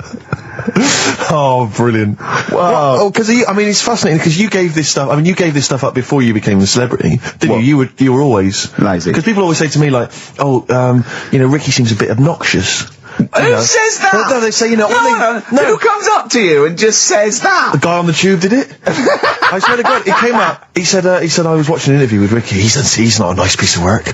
I went, he said, no, I've got friends like that. And it's like they're always talking. They're a bit irritating, and you sort of let them off because they're your mates. But I was going, well, hang on a minute. He went, well, two things. It's sort of my job talking, and being interviewed. Essentially, you do have to talk. Yeah. So about yourself. If that's his only criticism, then I'm not too bad. No, he didn't think you were funny either. In fact, he had a whole list. I say a list, a petition. It wasn't Dickie Anderson, was it? It wasn't Richard Anderson. I hope he's listening. He's our biggest fan. I'll tell you what, Mock Turtles need a remix by Fatboy Slim, don't they? Mock Turtles? It's a great tune, but I'd love to hear it remixed. Yeah. Mock Turtles, Can You Dig It? Remixed by Slim. Yeah. Yeah, XFM 104.9, Ricky Gervais, Steve Merchant, Karl Pilkington. Ooh, stuff to do. What's going on? Stuff to talk about and that. What's been going on? Before you came in, you saw it, didn't you? That experiment I was doing with the...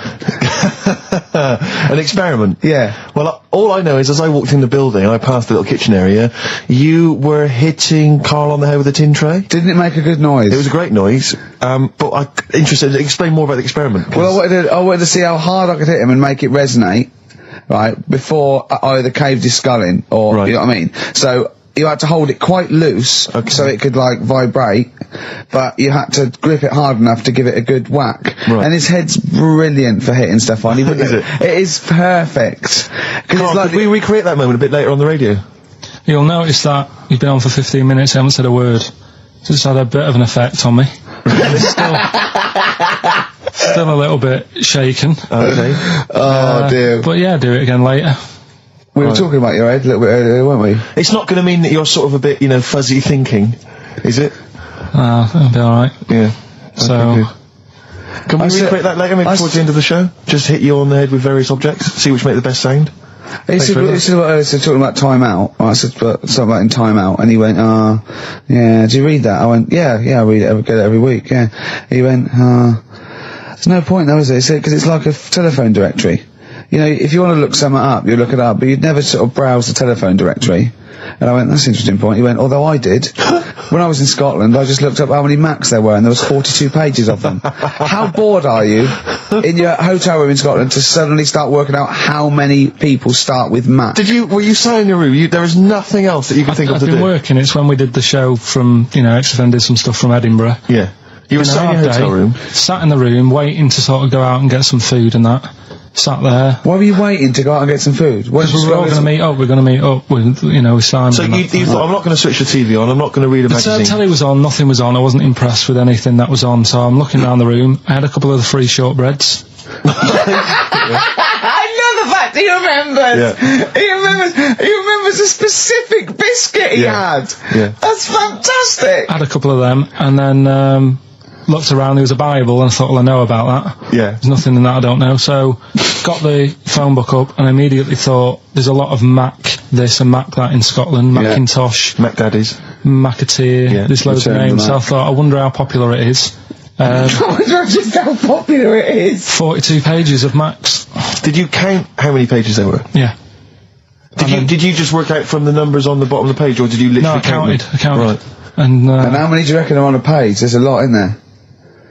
If someone could tell you approximately how many names they get on one page. How long did it take you, this whole procedure? What, the counting? Yeah. Not that long. It's 42 pages. Yeah. It's not that much. They're all together, and what did you do once you digested that information? What did you do with that information? Did you tell people? I mean, look, how long ago was the Edinburgh Festival? I stored it along with the biscuit. I love to get in his head. I imagine it's a big warehouse, and there's lots of partitions for weird stuff like kids born with tentacles and things like that. I imagine there's like quite an old caretaker, and you go in there, you say, I'm looking for it. He goes, hang on, I know where that. I put that somewhere. Hang on. Is this the one when they shave the cat? No, it's not shaving the cat. This is the Macs. The Macs. Oh, you know, Scotland, the shortbread. Well, don't give me the shortbread, because that's putting me off. But the what's the name though? Do you remember last week I was talking about the airy kid? And I think that's every week, Carl. That doesn't narrow it down. All right. Well, we were talking about that airy kid in the woods, and did a bit more research this week. Okay. Found a good story out about a monkey. Right. Which I'll tell Ricky a little bit about it. Tell me, come on, tell it now. No, tease me with it. We should keep this. It sounds exciting stuff. That's got 'em, right? So we'll be doing that. we've got the audience. We've got Rockbusters again this week. Yeah. We've got Do We Need 'Em? Yeah. What are you trying to get rid of this week? Cockroaches. Right. I can't think of a reason to keep them. Looking into that, let's sort the matter out. That's coming up. Excellent. We've got, I'm teaching you some more stuff. Oh, yeah? Yeah. He phoned me up today. Yesterday it was. You know, he's been researching, like, educating Ricky. He said, what do you want to know about? I don't know. He said, you interested in space? And I went, yeah. Phoned me 3 hours later. He went, no, nothing about space. I went, what? He said, I couldn't find anything interesting. I said, you couldn't find anything interesting about space? Yeah. It's big. It's pretty interesting, Carl. He went, it's big, but there's nothing there. That's it's like the Millennium Dome. So what I'm looking at, right? But no, wait. He said, is there anything else you want to know about? I went, alright, I went, anthropology. He went, what's that? I went, study a man. I sent a man. He went, like what? I went, like, our roots from caveman through and all that. He went, and I said, Australopithecus, Neanderthal. He went, well, you know all that then? I went, no. He went, right. He went, do you want to know how a lung works or something? How a lung works. And I said, well, tell me how a fridge works. He went, oh, I said, it's just the gas, isn't it? I went, brilliant. I went, tell me how a microwave works. He went, I know. I said, fella walking past in a laboratory with a bar of chocolate in his pocket, went past some sort of ray thing, it melted it, and he went, hold on. That's it. That's explained to me how a microwave works. Right. So today we're doing sort of medical-ish type things under the banner of colon then, educate me. Oh, God. Do it again. Colon then, educate me. Brilliant. Brilliant. So that's like, go on then. So colon. Brilliant. So that's a little heading. You're going to be learning 3 things sort of medical-ish before 3 o'clock. Yeah. Is that it? Yeah, do you want to... Pretty much, yeah. A bit of suede? Come on then. How many O'Reillys are there, do you think? No, little task for you.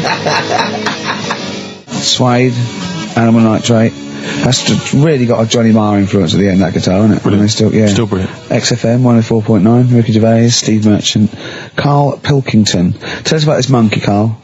You're going to love this one, Steve, right? So last week we were talking about how, like, a lad left his family because there was problems at home and that. He went and lived in the wood, he got airy. Right? No, leave it there, Rick. We haven't got time to go into it. So that's what happened. And that's what happened. He lived with the monkeys, he went airy. That's what happened. Looked into some other stuff about, like, airy kids and all that. Came across this story about a bloke, right, who worked in a zoo. Oh dear. Right. So trouble's brewing. Loving his job and that, but it's quite a lonely sort of job because you don't see many people. You're just dealing with animals all the time, right? So anyway, he gets a bit pally with a monkey because it's the closest thing to a human. Well, that ape is. Right. Yeah, but you can't really go that close to apes. Well, what do you mean? What type was it? Just let him tell the story. Was it a chimpanzee? I reckon it was a chimp. Yeah. Yeah, I don't even know. So that's an ape. It was a chimp. Yeah, but it doesn't matter, does it? So he gets pally with him. Right. So he gets pally with him. They go on holiday together? Well, no. I mean, it starts off just checking each other out and probably sharing lunch and that together. Yeah. Right. Anyway, this goes on for a while. They're getting on well and that. And then after a while, right, the monkey starts sort of imitating him a bit more and sort of walking upright. Oh, God. Yeah. Right? So he thinks, oh, that's a bit weird. Anyway, they get on really better and what have you. So he thinks he could live at home with me, because we're getting on the storm. Yeah. Right? So he takes him home, and before is this the beginning of Beneath the Planet of the Apes? I think it is. I think you've seen this on video. Well, I'm worried, because he's already imitating him and they're moving in together. I'm thinking it's maybe a bit like Single White Female. Single White Zookeeper. Oh, brilliant. Right, so anyway, so it's moving in, and it's getting used to sort of the normal human life. It's having a cup of tea in the morning. Yeah, pinky tips. He finishes the day off with Finishes the day off with what? He doesn't have to move a piano at one point, does he? Finishes the day off with a little brandy? Yeah.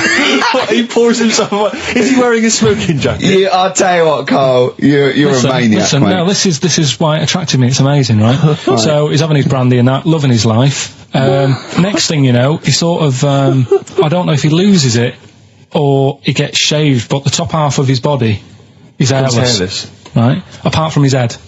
Right, so he's got a nice... So it's the opposite of the kid. Well, yeah. This is what I'm saying. That would happen. Right. Well, hang on, but so you don't know if he was shaved or if it's... How did it say, then the hairless... What? I'll bring it in for you, the story, and then you can see if I've gone wrong. Keep going. Anyway, so this is going on, and he's having a great life. Then the zookeeper starts getting a bit annoyed because he's having a better life than the zookeeper. The zookeeper's in the zoo. This is such So the zookeeper's still got to do a day's work. The monkey's at home, he's partying. Well, it gets to a point when he says there's no point you coming in to the zoo, because the whole reason of you being there was because you're being kept there. Right. And he didn't want to bring the memories back, so he said, you stay at home. So you're talking such... Just let him finish. God, I don't know if I can sit here and listen to this drivel. I'm fascinated. It's nearly over anyway, right? It sounds extraordinary, Carl. So he's walking up, right? He's having a tea in the morning, finishing the day off with brandy. Gets a bit out of hand, only tries it on with the zookeeper's wife.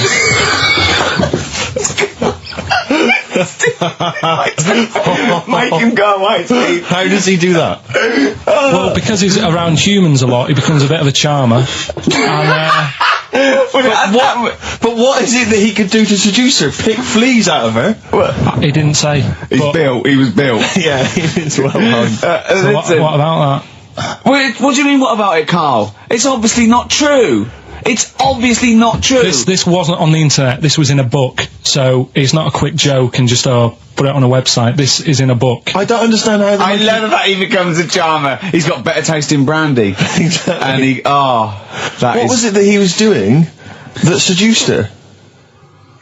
I don't know. Maybe because he was at home more than the zookeeper was. But what would he be doing, Carl? He's not going to be talking with her. They're not going to be playing Trivial Pursuit. Maybe she liked the silent type. He didn't go into that. He just said that's when the trouble started. Carl, play a record. Right. Is that what Suzanne did when she brought you in? Feeder, just the way I'm feeling. XFM 104.9. I love that. Carl, you're panicking. You've just remembered a song from your childhood, and I don't know what you're talking about. but I'm going to give out a number. Please take this number down if you can help Carl. It's 08700 800 1234. Right. I'm not that bothered. We were talking about a track from the 60s. Yeah. Mighty Quinn. Yeah. And it was on the same compilation. My dad had a tape in the car, and the tape was always on in the stereo thing in the car. And I used to sort of sit through all this stuff I didn't like, but knowing that coming up soon was a song about a monster with purple eyes. It wasn't Puff the Magic Dragon. It wasn't that. A monster. There must be something else about it that give people. Do you remember a chorus or a few lines?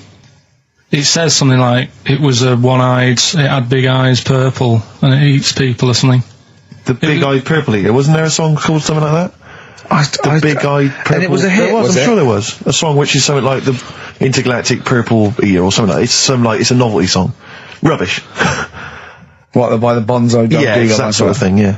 I'm sure. Well, if you know what Carl... Look, the telephones have gone mad! Yeah, well, we'll find out in a bit. I mean, I'm not that bothered. I'm not going to buy it. It's just that we were talking about songs and that. It'll be good to know who it was, but... Yeah. Right, Rockbusters. Okay, now how long... Where did you get the phone? What, do you want to just answer that? Well, answer first, so just answer the phone. Yeah, see what it is. Just see if someone's... Hello, Hello? mate. Alright. Yeah, that song, I don't know if it's by, or is that what you want?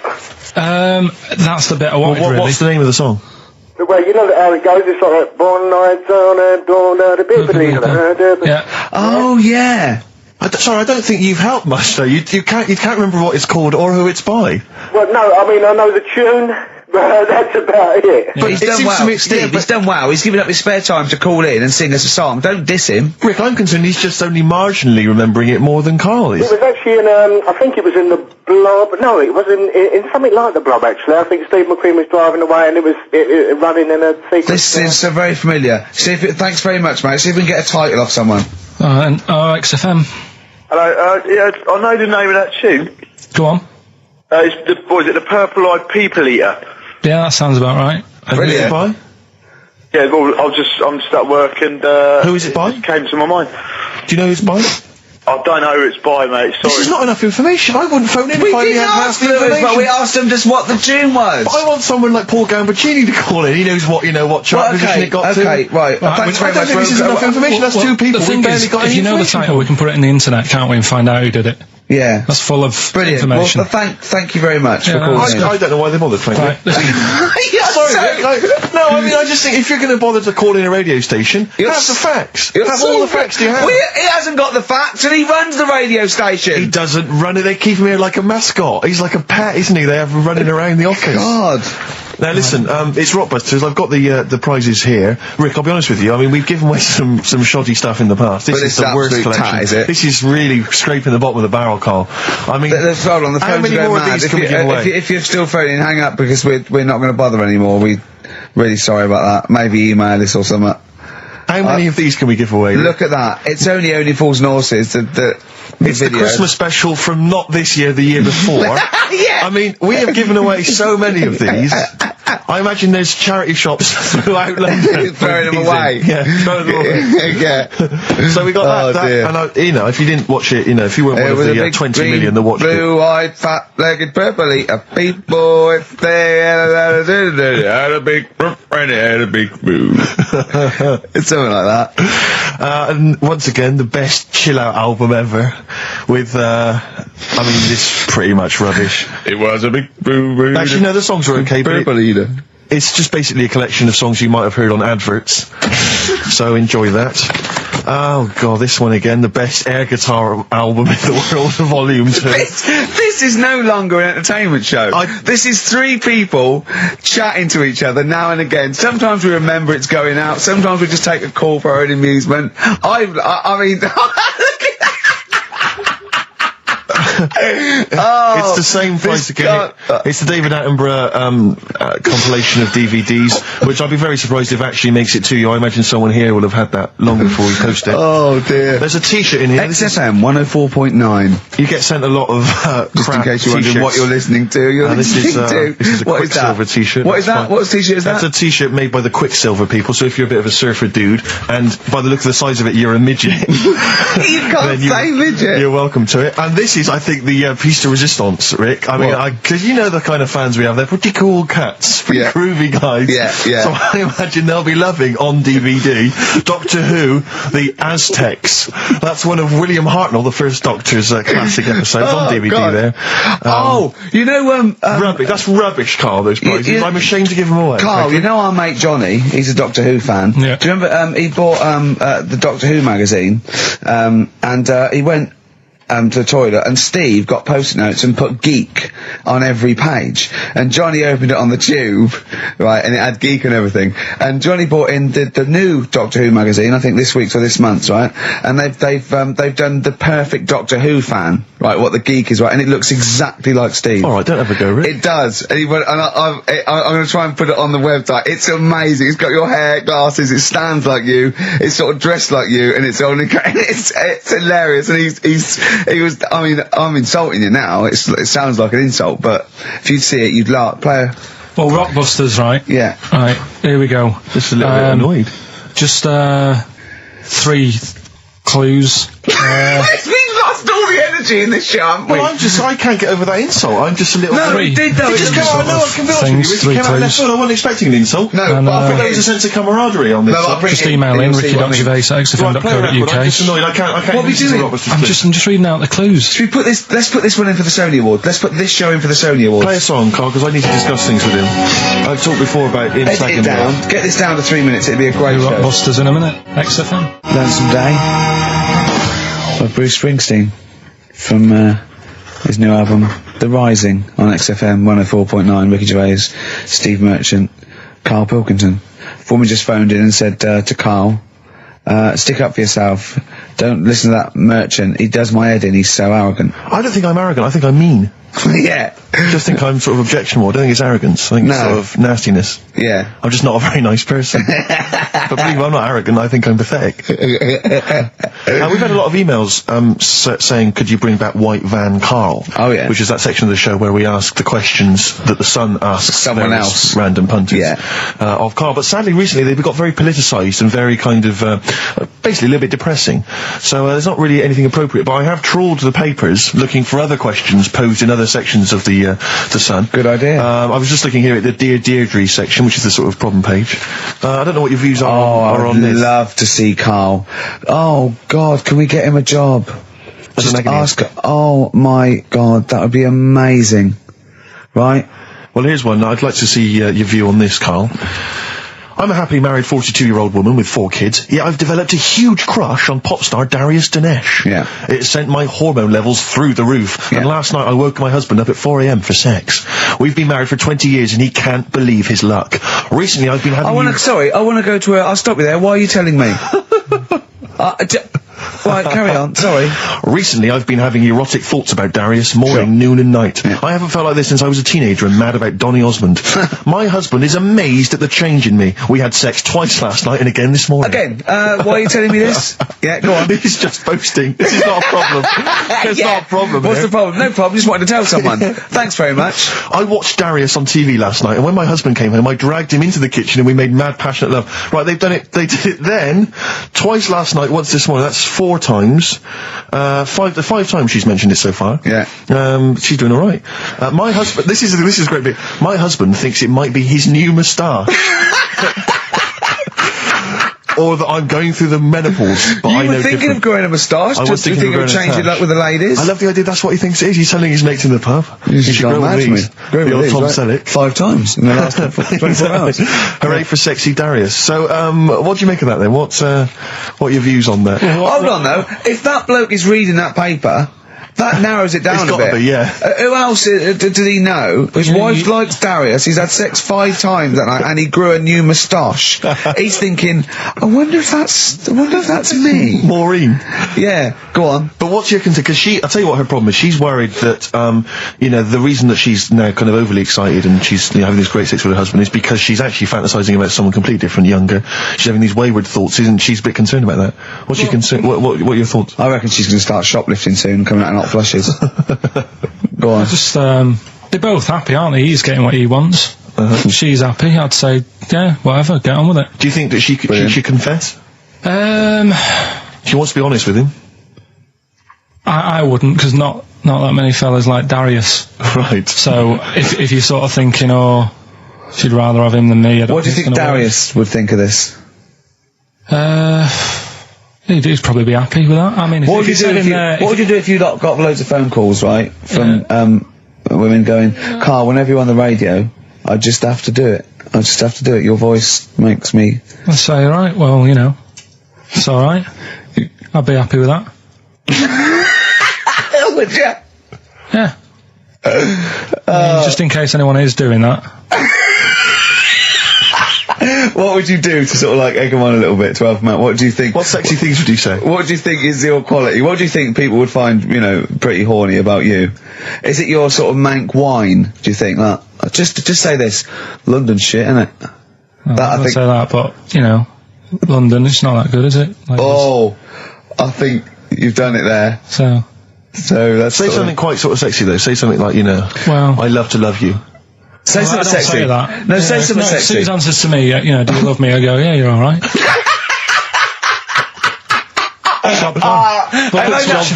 I know that's true. Yeah. I know that's true. That's brilliant. But because one of the things that Deirdre says is that she's wondering if this marriage is going a little bit stale and needs to be freshened up. They need to give a new spice, a new spin to the marriage. What would you do? What advice would you give to spice up, you know, something that they've been married for quite some time? Get him.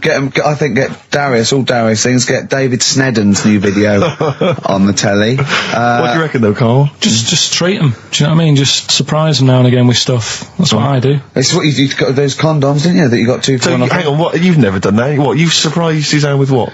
You know, I've like, you stood behind a door and shouted at her when she comes in. Don't drop the jelly! Yeah, you know, just the usual stuff. There was some free chocolate delivered to work the other day. I took her a bit of that home. Nice of you, that's really thoughtful. She didn't like dark chocolate, but I said, well, it's a thought.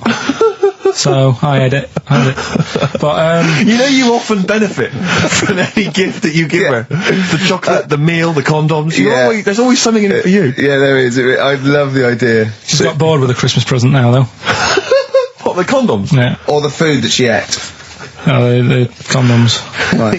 Yeah, she's got tired of filling them with water, throwing them at the passing kids, or putting them on her head and inflating them. I love the idea of asking problems. What do you think of erectile problems? You know that Pele advert? He goes, "Be careful, we haven't got erectile problems. Call this number." What would you do if you're impotent? What would you do?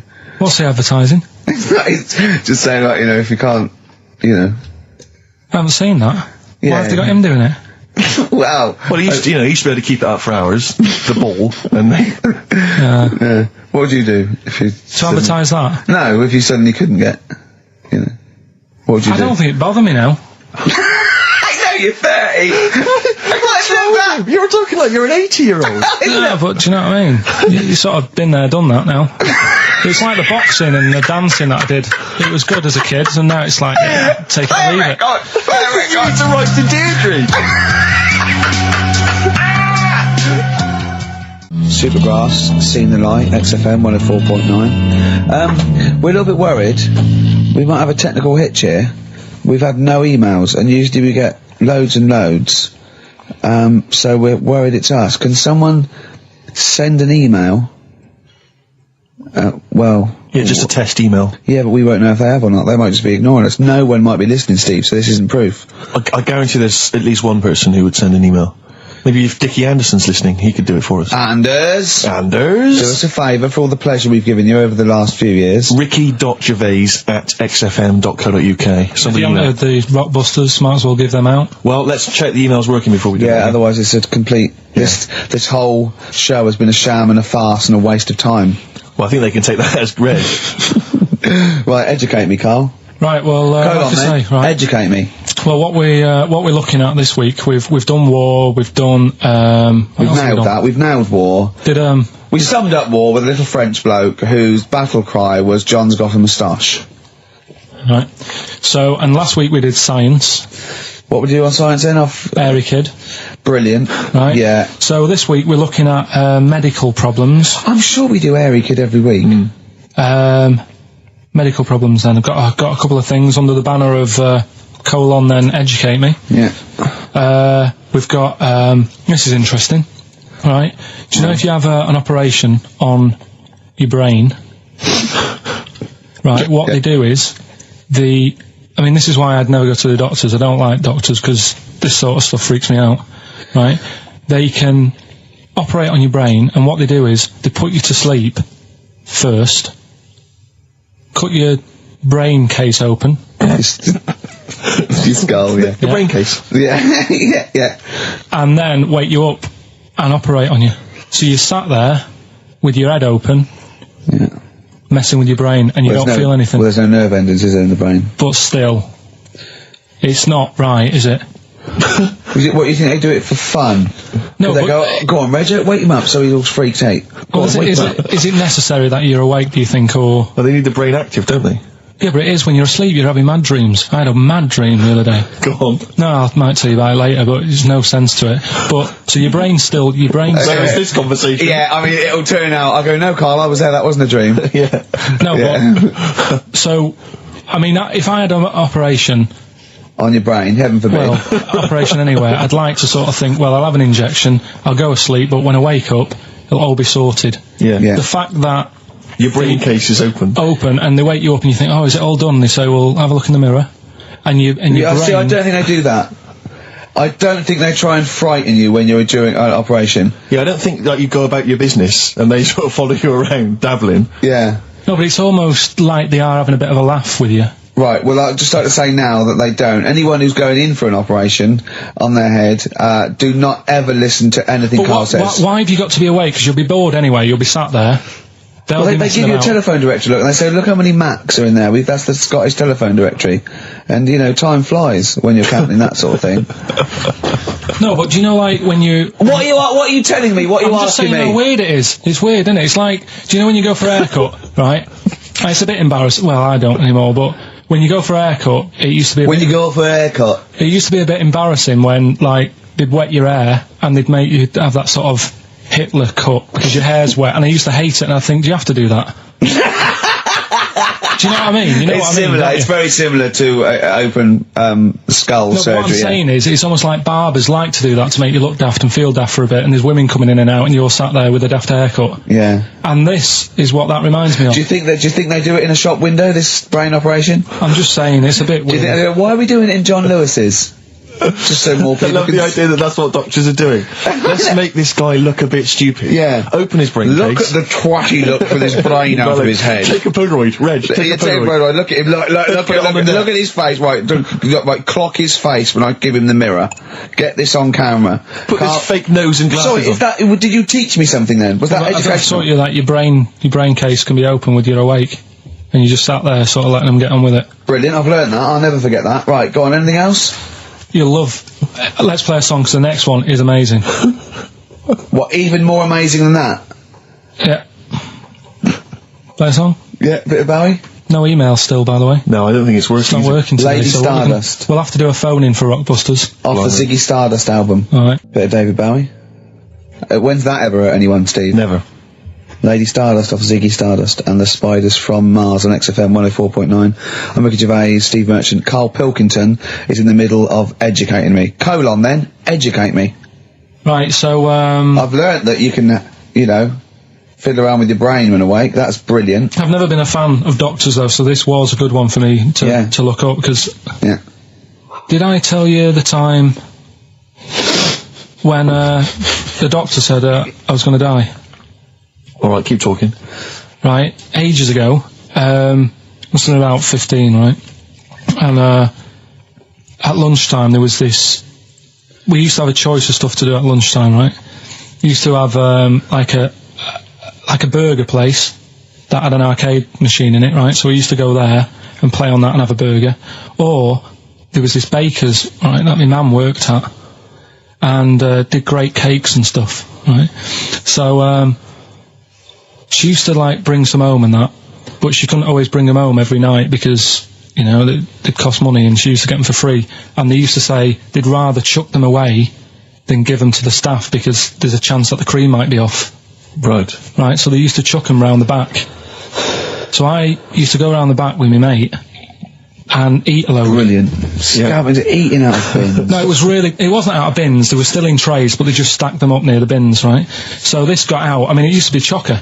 once the school found out, everybody used to go there, and it'd be like, well, have a cake. The headmaster crawling through, fighting the kids off. Right, so I'd have, you just eat, I don't know, 6 jam donuts or something, and then you'd spend your dinner money on the arcade machine. Brilliant. Right? So it was a good afternoon, really, right? So you'd do that, and this one day I must have had 6 or 7 jam donuts, a few Congress tarts. What's a Congress tart? I love them. I can't get them in London, right? So I'd have some of them. If anyone can get a Congress tart for Karl in London, please let him know. So anyway, this day, that was just a normal day. Do you know what I mean? You'd once, twice a week, you'd have a load of cake. In your life, yeah. A normal day in your life. Were the frog boys there with the webbed hands and the big heads? And the horse in the settee?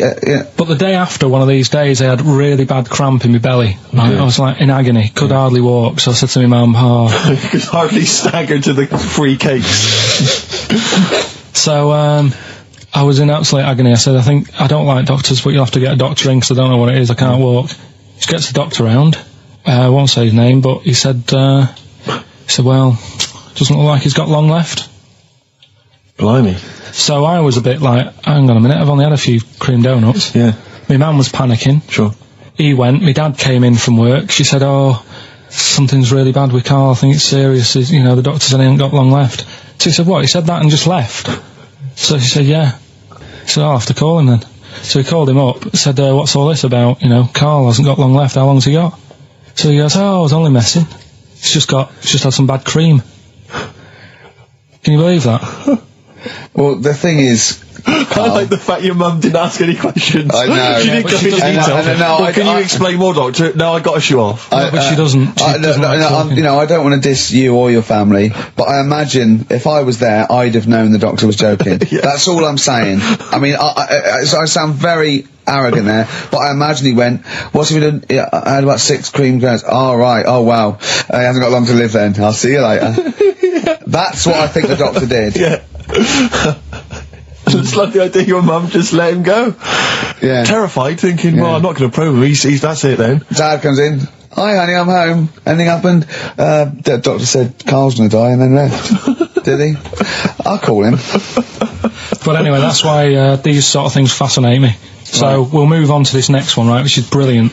Dead short story. So, right, old woman, about 70 years old. Yeah. She's normally fit and healthy and stuff, nothing wrong with her, she's having a good life. And one day, she goes for a check to the doctors, just to check herself out, because she's getting on a bit. Yeah. Says, take your clothes off and that. So she does, and checks her out, says, yeah, you're looking good. Turn round. He said, oh, God. He says, you got a tumour on your buttock. Right? So she goes, oh, what, can you do anything to sort it out? So they go, yeah, we could book you in for an operation. It's best if we remove this. Books are in for an operation. Operation day comes, strip her down and that. They're all stood round, the doctors.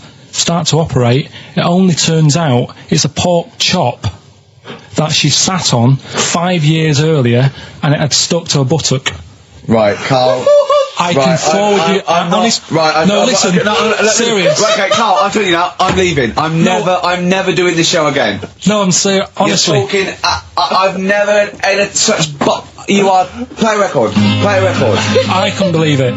What do you mean you can't believe it? Stop the record. Stop the record. Right, okay. Right, what do you mean you couldn't believe it? No, when I read it, I said I've got to tell Ricky that. This woman had a pork chop stuck to her arse for 5 years, you mental case. Of course she didn't. Doves, caught by the river. People are going to think you're thick, Karl. Well, they can think what they want, because if they do their own research, they'll probably find the story. Because it won't have happened that many Karl, times. think about it. I mean, how could an old woman have a pork chop stuck to her arse for 5 years? She said she couldn't remember even making one, so she was as surprised as the doctors were. But hold on though, she presumably must have sat on it naked. Yeah. Didn't that bring back any memories? I know it's weird, but Karl. But why would it stay there? Why wouldn't it fall off when she had a bath or a shower? Grease! What about a bath? But why didn't the doctor realise that when he first looked at it? Yeah. Was he not paying attention when he said, I think it's a tumour? Karl, listen, think about it. A pork chop stuck to your arse for 5 years. You're naked, you sit on a pork chop, you go, nothing. Yeah, there's nothing weird about that. I can't feel anything. Even if you had a dead leg, the time you that pork chop, what else you got dressed? Well, she might have not have done that much. She's old. She probably just sat down and didn't move for a bit.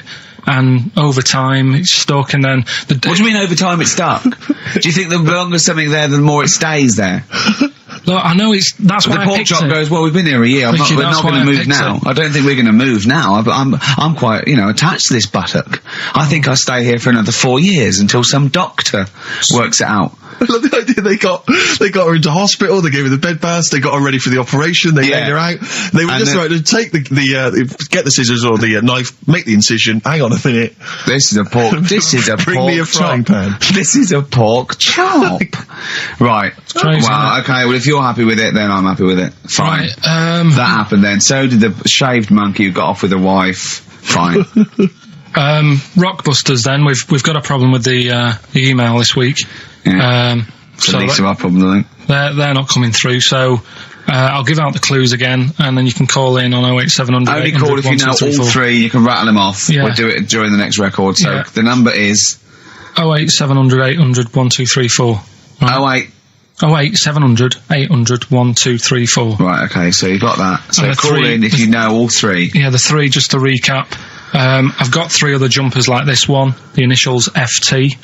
That bunch of people can't make up their minds if they want to sit in the sun or not, right? That's C. And the Jamaican fella had some aspirin. Why did he do that? Right? That's FD. So if you know them, give us a call, and it's just the first with the 3. Right, well, I think they're calling now, Carl. So play a lovely record and take some phone calls, and let's get this. Do you want to play this old Lulu track? Oh yeah, don't laugh when you hear Lulu, because this is A Man Who Sold the World by David Bowie. It's a good version. Syntax, Pray, XFM 104.9, Ricky Gervais, Steve Merchant, Karl Pilkington. Right, get off. Right, what you got next? Right, well, running a bit late with this, but it's time for Do We Need 'Em? We're looking into what I'm really worried about this, because everyone's getting that last clue wrong. I reckon it's so rubbish that even your mental fans can't work it out. Yeah, it's a tough one, but... Give that final Rockbusters clue again. The Jamaican fella had to have some aspirin. Why is that? Why did he have to do it? No, hold on, that's changed. Well, it doesn't matter. The story. Oh, it doesn't matter. That's the point of a cryptic clue, isn't it? Oh, do. What have you got now? Right, so we're looking into animals that we get rid of. I've spoken to someone about snails. I spoke to someone about jellyfish, and that. And looking at cockroaches today. Right, now who's the expert? It's a woman called Jessica Marshall. Right. Does she know that you're going to play this on the radio? Well, I called up, right, in the week and said, can I talk to someone about cockroaches? And she was like, is that Carl? She knows who you are? Yeah. Right, so she already knows maybe your angle, your approach. Yeah, she was she's an expert, she's just not just some random person. No, she works in a museum, a good museum. I said I'd give it a plug. It's the one near Knightsbridge. It's got dinosaurs and that in it. It's worth seeing. And Natural History Museum? Yeah. So, not sure. He's not sure. This is what happened.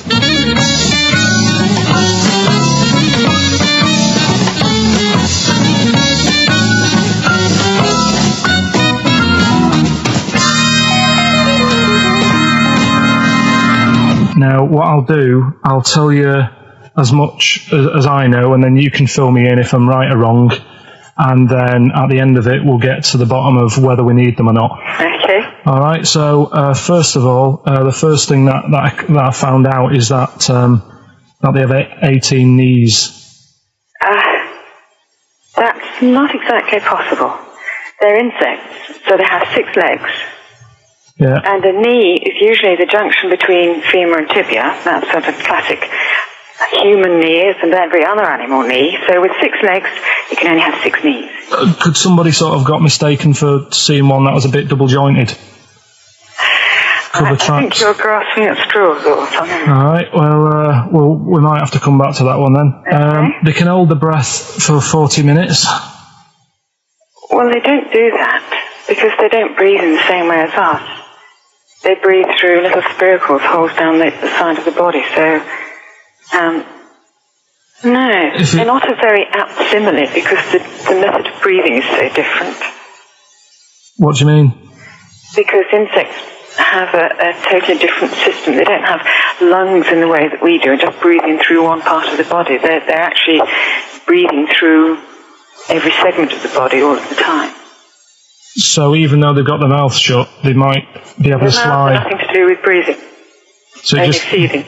So you see, maybe that's where someone's gone wrong. Someone's got hold of one and sort of taped its mouth up or something and got bored after 40 minutes and said, well, we'll call it right. It's a unkind thing to do to an insect, even to a cockroach. Yeah, but it's all... You can't do that.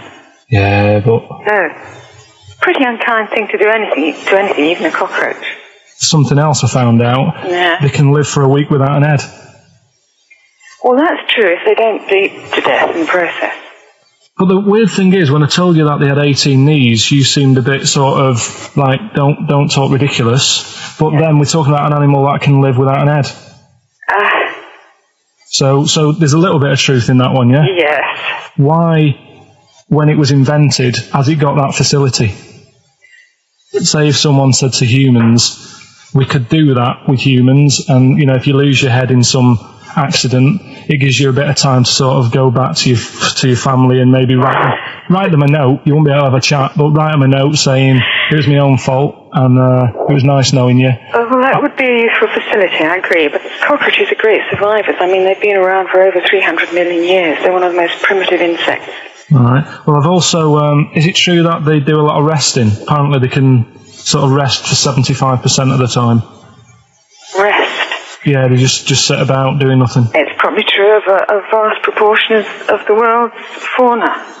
Well, I mean, maybe the 25% that they are working, they're really giving it some, so it might make up. They're probably searching out food and, they can slow down considerably. You can chill insects in the fridge and they'll become very, very quiet. You might think they're dead. Yeah, but I'm sure, you know, if we were sat in a fridge, you know, we'd go a bit quiet, wouldn't we, you know?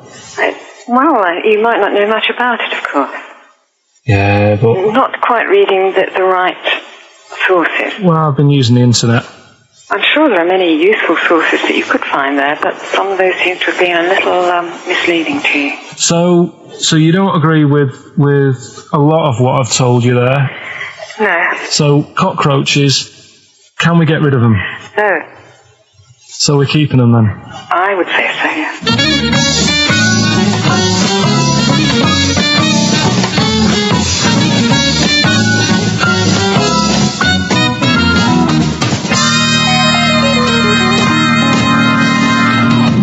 I think we should get her on more often because she sounds like she'd be a bit of an ally, really. Because she knew immediately that you were talking nonsense. She even said, I think you should be more concerned about your sources, which I've been trying to tell you for a year. Right? The fact, I mean 18 knees, where did you get that from? It's on the internet. They can hold their breath for 40 minutes. I mean, I don't know what you read and take on. Mad world, don't it?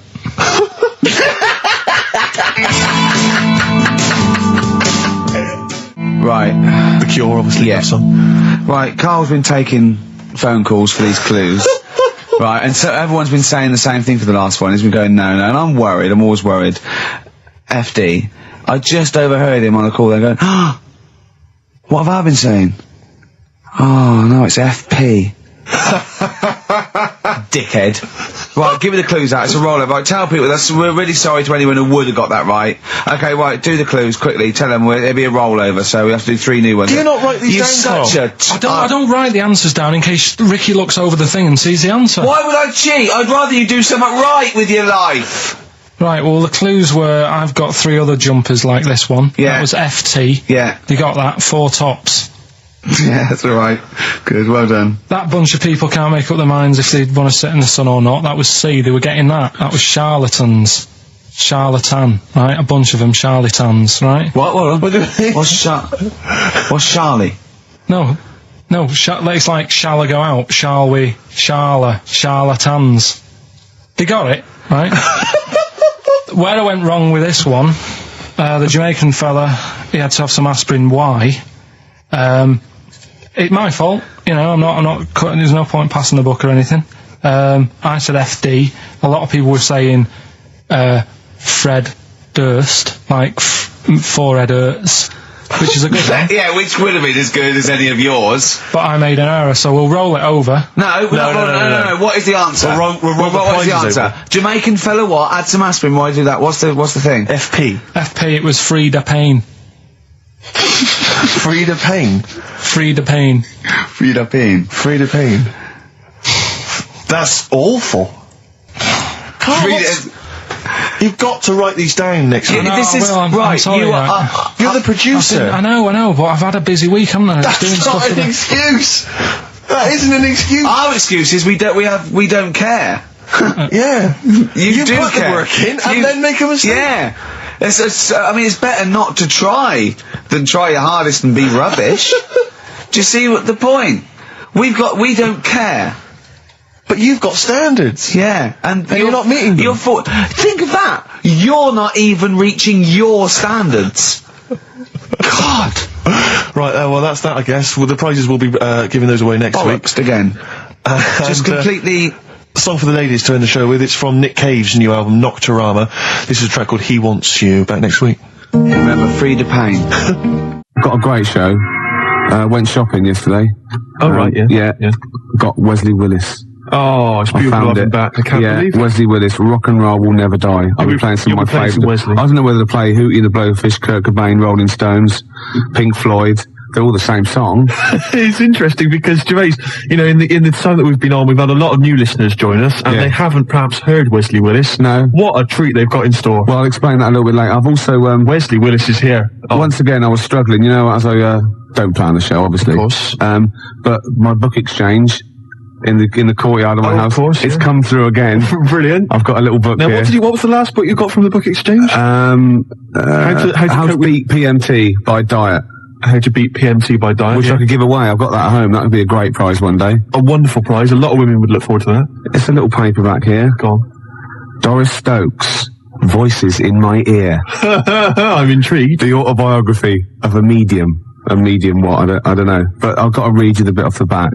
You'll love this, okay? She's helped to solve murder cases. She filled the Sydney Opera House 3 nights in a row. It doesn't say with what. Once, she even had to convince a man he was dead.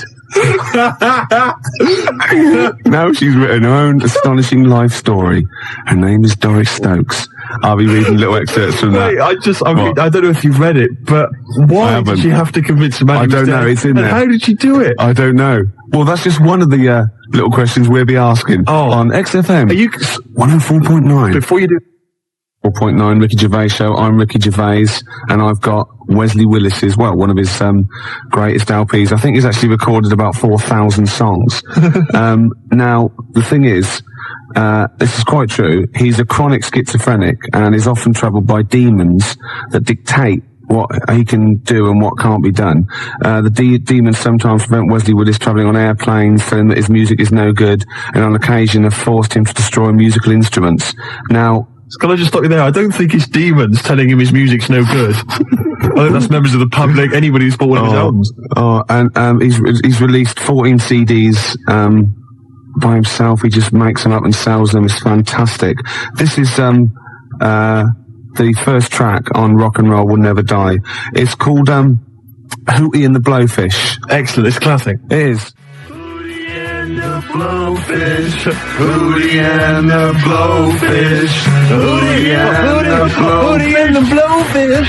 After High Llamas, I'll play Kurt Cobain. Excellent. Kurt Cobain. That's Kurt Cobain. That's actually by Wesley Willis. Really? Is that Wesley Willis? Yeah. Fantastic. Well, I'm going to try. I think he's written a song about Nirvana as well. Let me have a look on here. I've got the album here. No, I think it's on this particular album. Oh, no, you're right. No, Kurt Cobain is track 2. Track 3 is Nirvana. Oh, well done then. Quite simply Nirvana. Let's perhaps listen to that. I wonder if that's sort of different. I wonder what kind of interpretation he gives to that particular band. And I wonder how he sort of utilises it. I don't know how to work this machine. You don't have to do it? Well, perhaps we should leave it, Gervais. Come back to it. Don't feel pressurised. I know we're keen to hear Wesley. I know. Don't feel pressure. Look, it won't let me do it. There's no pressure on you. Gervais, I know you're getting a bit panicky now. I can see the sweat on your forehead. Well, why doesn't it do what I think? Well, why do I have to actually press buttons and it doesn't know what I want? No, but that's because you're not Doris Stokes, Gervais. You cannot use telekinesis to run this radio show. Oh, this should be So is this... it's Nirvana. Very similar to... Well, it would be, wouldn't it? Yeah. About 5,000 people were at the show. Right. Because it was awesome. It was knockout. Nirvana. Yeah. He gets about, mind. He sees a lot of gigs. And he seems to know how many people were there. Well, it's 20 past 4, it's Ricky Gervais Show, and next is Travis!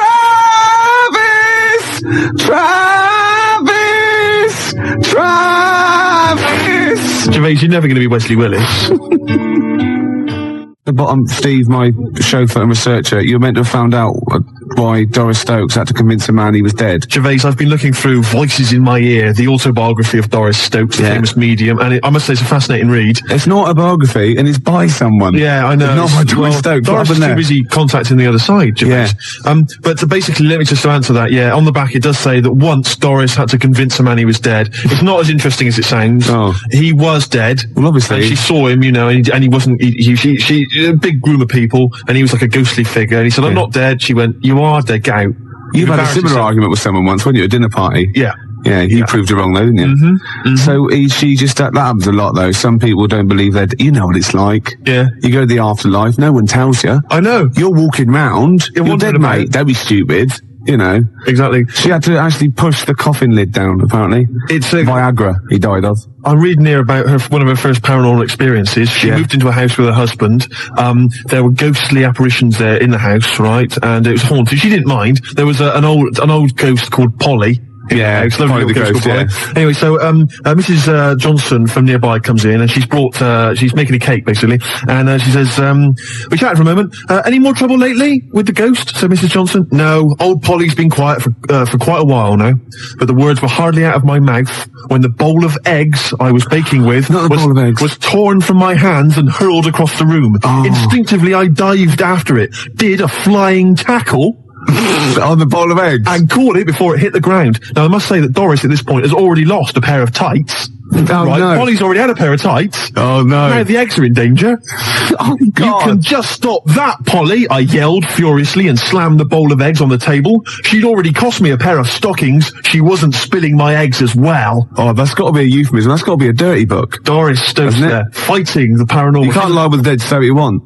Can we? Yeah. You can't libel the dead? No. So we can slag off Doris Stokes? You could say she drank buckets of, just after the break, we've got Oasis.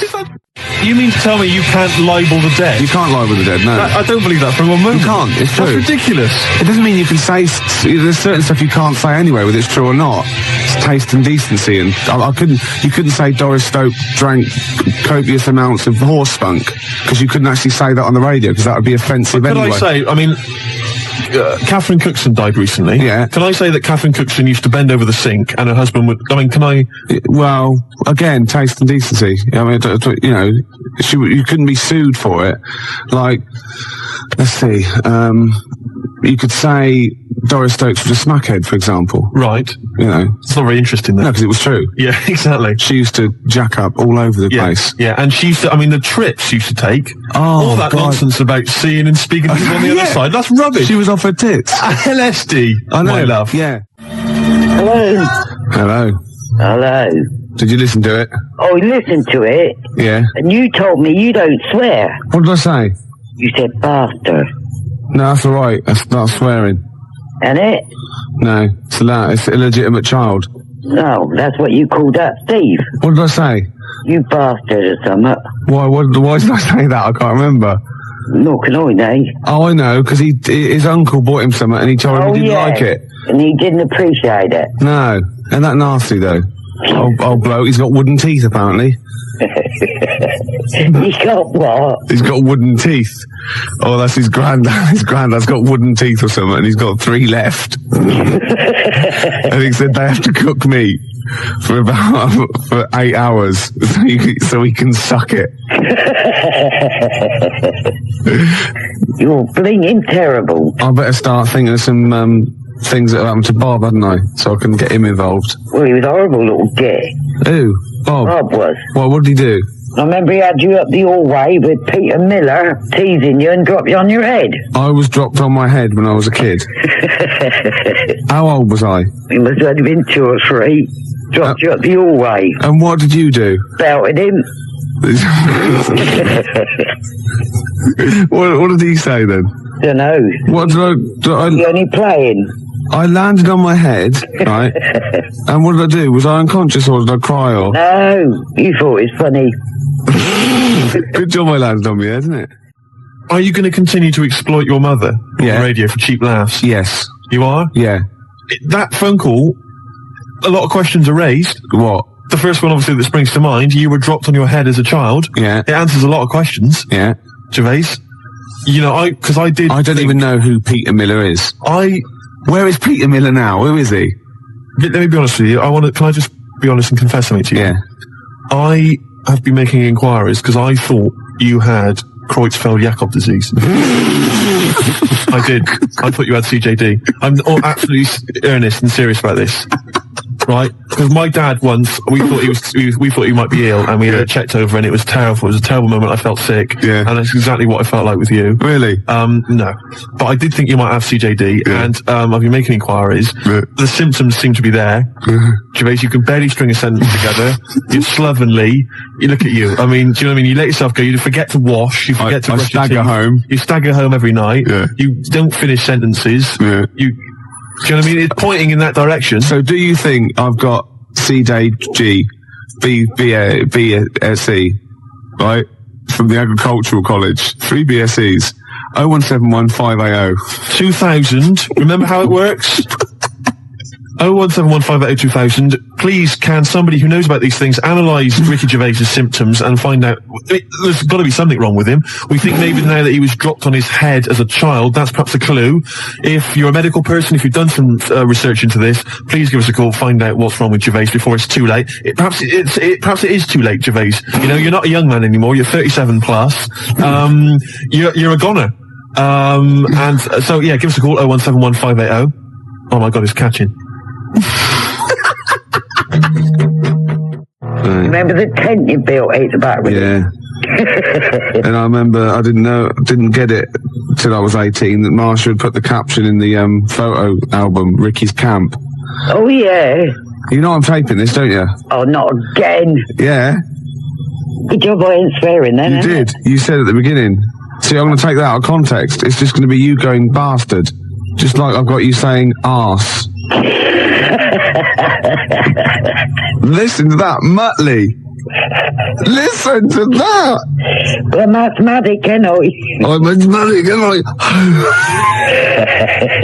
Oh, listen. Oh, I'm going to shut up. Just laugh a minute. Just laugh. I can't. What did you call me? I said I can't. So you can't say that on the radio? What? That word you said. I can't. Just stop it. You can't swear on the radio, and that's I'm not saying what you think I'm saying. What are you saying? I can't stop it. You're disgusting, you are. Oh. Rick Dastardly. Remember that time when you were coughing and you coughed up that and you killed next door's cat? Oh, you liar. There was a little bit of hard lung that shot out. They reckon I've never gone that far. You're disgusting. Right, I better go then. Right. Alright then, I'll see you later. Cheerio. Bye.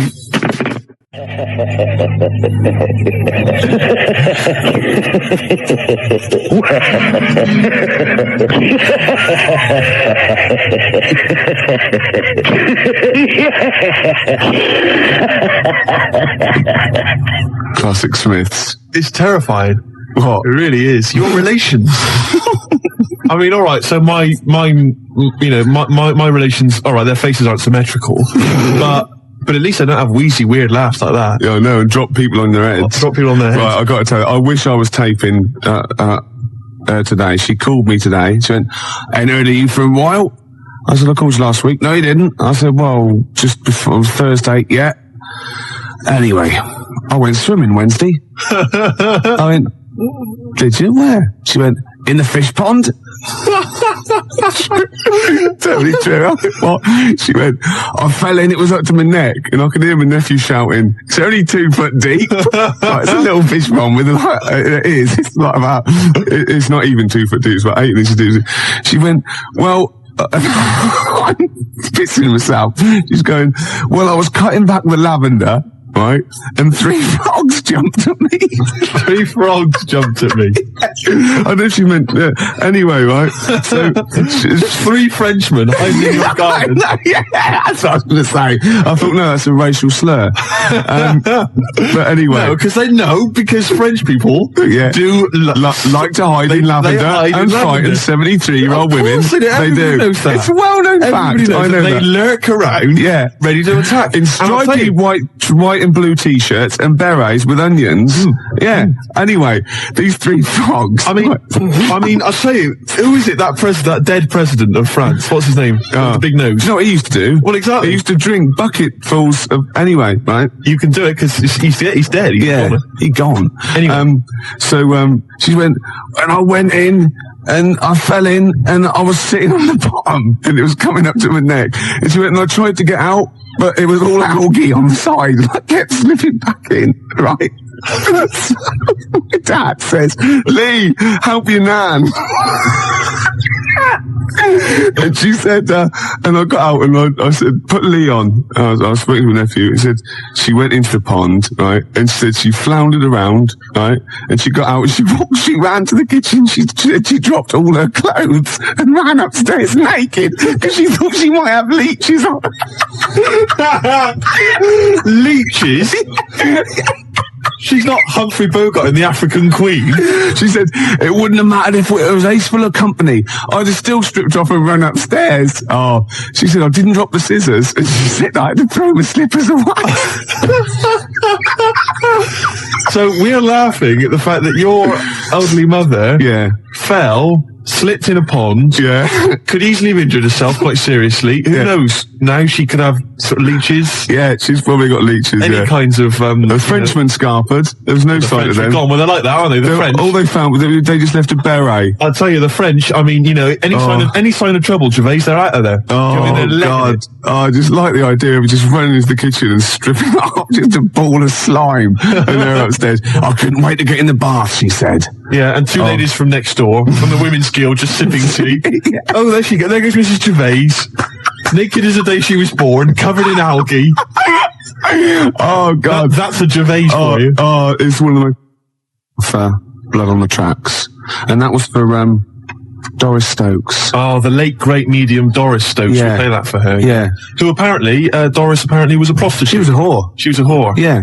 You can't libel the dead. You can't libel the dead. That's not libelous. No. No. Yeah. She apparently went at it hammer and tongs. All the time. Anybody that had a check. Oh, yes. Gervais, maybe we've had a good 8 months in radio, haven't we? We've had a bit of fun. We've had a bit of fun. I was going to tell you about something, but what I'll do is I'll tell you in a minute. It's a short one, that. Is this the one? Yeah.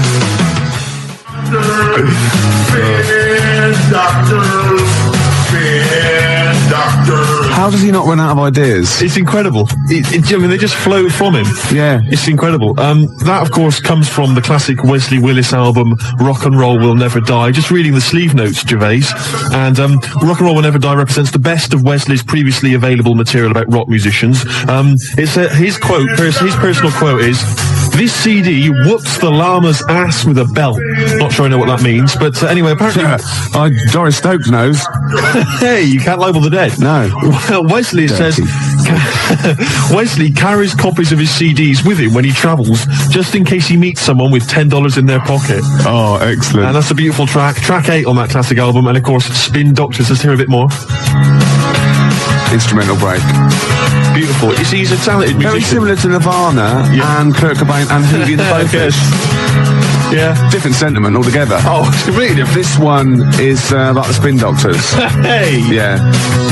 Well, that's enough. That was for Laura. Anyway, wrote me a lovely letter. Remember we listened yesterday, last week, sorry, I was going about, and we could do the best of Ricky Gervais. Yeah. So I could just, get bits off the login tape and package it, and we wouldn't have to come in. We could, sunbathe or something.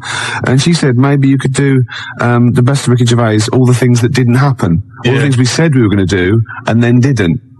And, there are quite a few. There are quite a few, but she goes on as well, because we're talking about reincarnation, and she believes in the Hindu view of karma. So if through your life you do good things, you build up your good karma, bad things, bad karma. Then when you die, they mount it all up, top it all up, and you're reincarnated if you do nice things. It's a wonderful existence. Lovely, probably good looks, everything. Everyone loves you. And if you're really bad, then you come back as something hideous, like a maggot or a fish, and you have a horrible life. And the idea leads to wonder what you did that was so bad in your last life. I'm not rising to it. No. You're not baiting me. You're not baiting me. Gervais, can I just say, we've had some fun, we've had some laughs over the last couple of months. Yeah. But I'm a little bit sick and annoyed about all this slagging me off, claiming that I'm some ugly, grotesque freak of nature or whatever. Because we're getting loads of faxes coming in saying, Steve, you're a freak, you're an inhumanoid, and all this sort of rubbish. And it's not true. And you've perpetuated this myth for a long time, and it's getting a bit irritating. It's winding me up. And as I've said to you before, I got into radio. I got into this broadcasting thing where the chances of becoming a celebrity are fairly strong. Right? I got into this in an effort to meet women, to get a lady. Yeah. You know what I mean? And it's not helping me out with all this. Well, I told you shouldn't pick careers based on whether you can get a woman. Well, like the gynecology thing. That's why that fell flat. Yeah, but that was going all right. I mean, I overstepped a few times.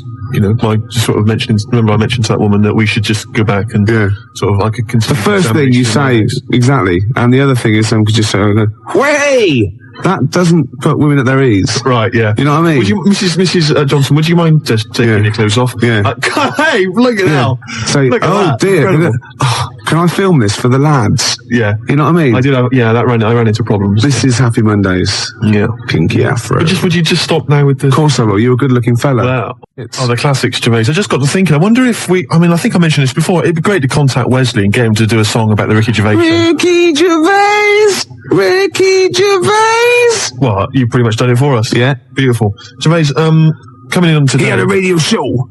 There was about 100 people listening. Yeah. Well, yeah. I think it's been a bit generous. Yeah.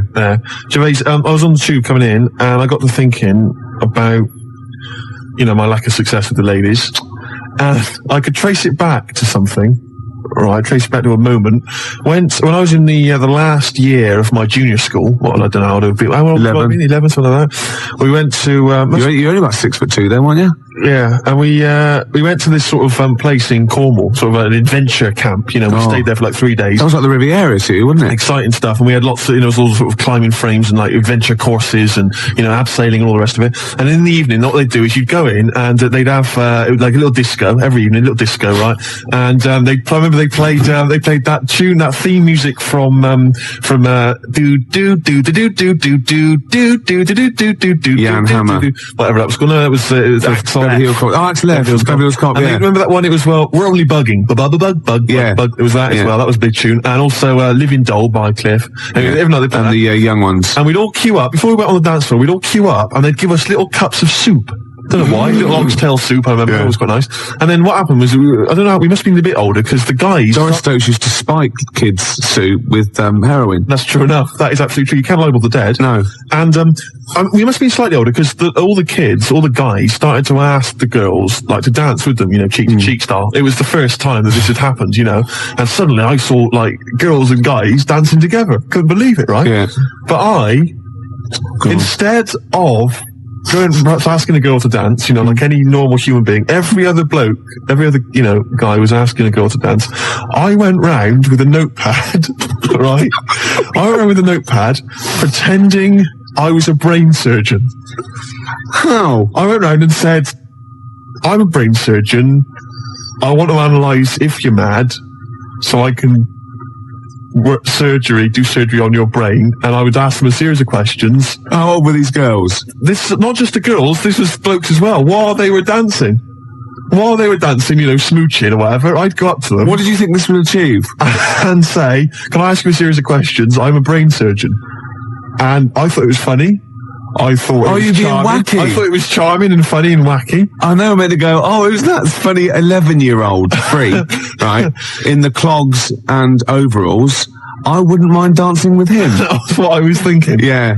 That's what I was that's thinking. even sadder. I thought that kind of wit and zany charm would somehow... I'll stop you there, Steve, because you're boring me. After the break, some Beatles. I shouldn't be so blunt, should I? Yeah. It doesn't help, does it?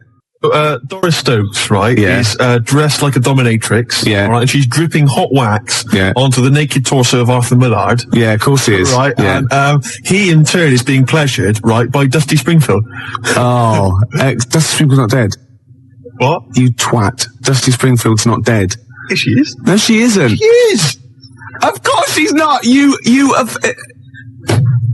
She's dead, of course she's dead. Of course she's not dead. Who am I thinking of? I don't know. Dusty Springfield's alive and well. And playing with Arthur Millard. No, she's not dead. Oh, God. Well, excellent. Oh. It was going so well, wasn't it? Oh. I like the bit up until then, though. Yeah. I like the idea of her and Mullard Well, that's all true. in a farm. We can't do that anyway, still see you can't do that on the radio, talking about that sort of Well, thing. I think I'll tell you what, forget this though, now. if we're going to pick on a dead person, Yeah. why pick Doris Stokes? I don't know. The one dead person you don't pick. I know. God. I'll have to convince her she's dead. But even in real life, she'd harness the powers of the dark side, so we don't really want her I know. on our, you know, She liked the dark side. getting on our That was her backs. favourite. She's getting on our backs. Don't get me started Well, on that. Oh, goodness me, it's just nothing but innuendo and Dusty libel. Springfield, I don't believe It's it. libel. Play a record, We're in mate. trouble We're now. in trouble. Oh, God. You should have picked someone like Scylla, who is dead. Yeah. Muff Shandy says turn it up. Earplugs are gay. Earplugs are gay. Hear what I say now. Earplugs are gay. Get them out the way now. Feel the need to make them leave. My brain needs noise to speak. Mother. The new single by Muff Shandy. Earplugs are gay. But what I was going to go on about, what I was actually going to say is, I don't know if I can say the word twat. No, you can't. But when I was a kid and I first went to senior school, I started to learn all these swear words that I didn't know. Of course you can say the word twat. Right. You're not meant to. I started learning all these swear words, and I went home and I started using the word twat. I just thought it was a slightly stronger version of twit. Yeah, yeah. Just it's a bit tougher for some reason. Yeah. And so I used to go around saying that, and I'd go, my sister would say, stop ruining my Lego, and I'd go, you twat. Yeah. And, make your bed, Steve, no, you twat. I'd say to my mum, right? And I didn't realise what it meant. Right. And my dad, right, he didn't really know much about swear words, so he started using it as well. He started going, oh, you twat, Steve. And, do you want to clean the bath? No, you twat. And we just started using it all the time, right? Yeah. So then at school, Mark Johnson told me what it meant. Yeah. Right? Obviously, I'm stunned. I'm thinking I can't go around calling my mum a twat. Yeah. So I just stopped using it. Yeah. Like that, just stopped using it. But I didn't have the guts to tell my dad what it meant. Oh, no. So he carries on using it, and to this day, we were driving along, he'll say, to my mum, Elaine, watch where you're going, you twat, you great big twat. And I just want to say to him, Dad, don't say that to my mum, because she knows what it means. Oh, no, But really? She's not going to say to him, Oh, God. Ron, would you stop saying that word? Because, Yeah. Same thing happened to me. My dad still says fouch. does he? Yeah. Oh, Felchin, talking of that, right, it's Doris Stokes. Yeah. She's got this huge... 4 sailors Four and a big sailors. bucket and like a weight and warm jets and hurricane. So they haven't actually told you it's your last show? No, It's not official. Well, they wouldn't, would they? They'd be mad to. Yeah. They usually tell you when you come off, they go, "That was your last show." I mean, See, I'm annoyed because if I'd known it was the last show, I'd have, led on something special. what, a buffet? Yeah, we could have a nice little buffet, invite round all the listeners, Yeah. into the building. Yeah. Could have probably squeezed him in the studio, in fact. I'd have thought so. Yeah. Got them all in, I could have put on something nice, probably like a ball gown or something We special. could have prepared the show. We could have... No, that was never going to happen. Stupid. Rome, do the jerk. Good advice. See, not all rock and roll's just like bland nonsense. When in Rome, do the jerk. Shall I give it away? As it's the last show? Man alive. Yeah? What a way to go out. Yeah. Giving away the autobiography of Doris Stokes. Voices in my ear. Incredible. Lovely. The paperback from what, 1972? I think so. I remember Doris Stokes was the medium, an elderly lady, about sort of 60, and she filled stadiums in the 70s and 80s. And the point was, you went along, bereaved people basically paid a lot of money to speak to their dead loved ones. And don't forget Doris Stokes, the whore, because you can't libel the dead. You cannot libel the dead. Doris is gone. We're gonna say what we want. Yeah. So that's gonna. Apparently, she wasn't even very good. No. No, you'd pay your money, and she just used to lie there, nothing. You didn't even get a bit of a sort of contact with your elderly father, you know. Pig. Yeah. She's helped to solve murder cases. She's filled the Sydney Opera House 3 nights in a row. Once she even had to convince a man he was dead. Brilliant. So, be thinking of a prize for that. I mean, you know, the phone line's 01715802000. Might be your last chance to give us a call.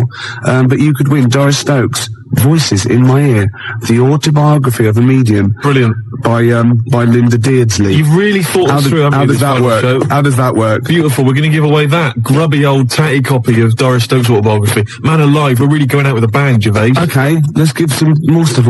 We might as well let's give some of the good stuff out of the library away, the stuff we are not nicking. Let's just give away the XFM library. We'll go and get some stuff then, because I want some of it, and then we'll give the rest away. They could call in anyone they like. All right. Yeah?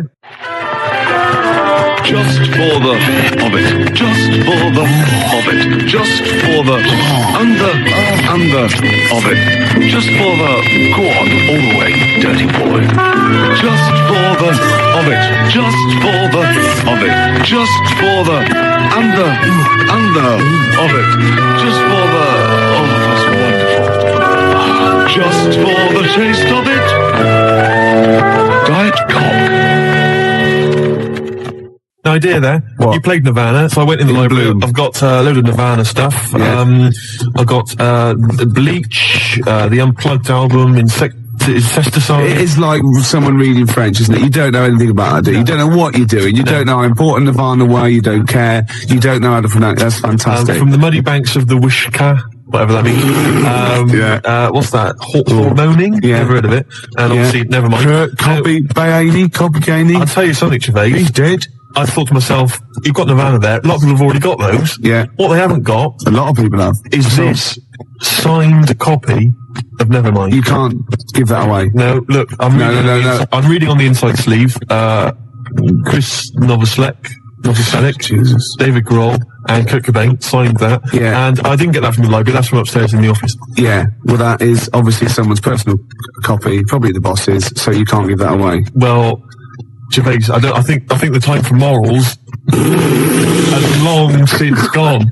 No, don't. Give all the rest away, because that's... Oh, come on. No, you can't give that away. That is someone's prized possession. I guarantee there's somebody out there that would put aside those moral questions and accept this.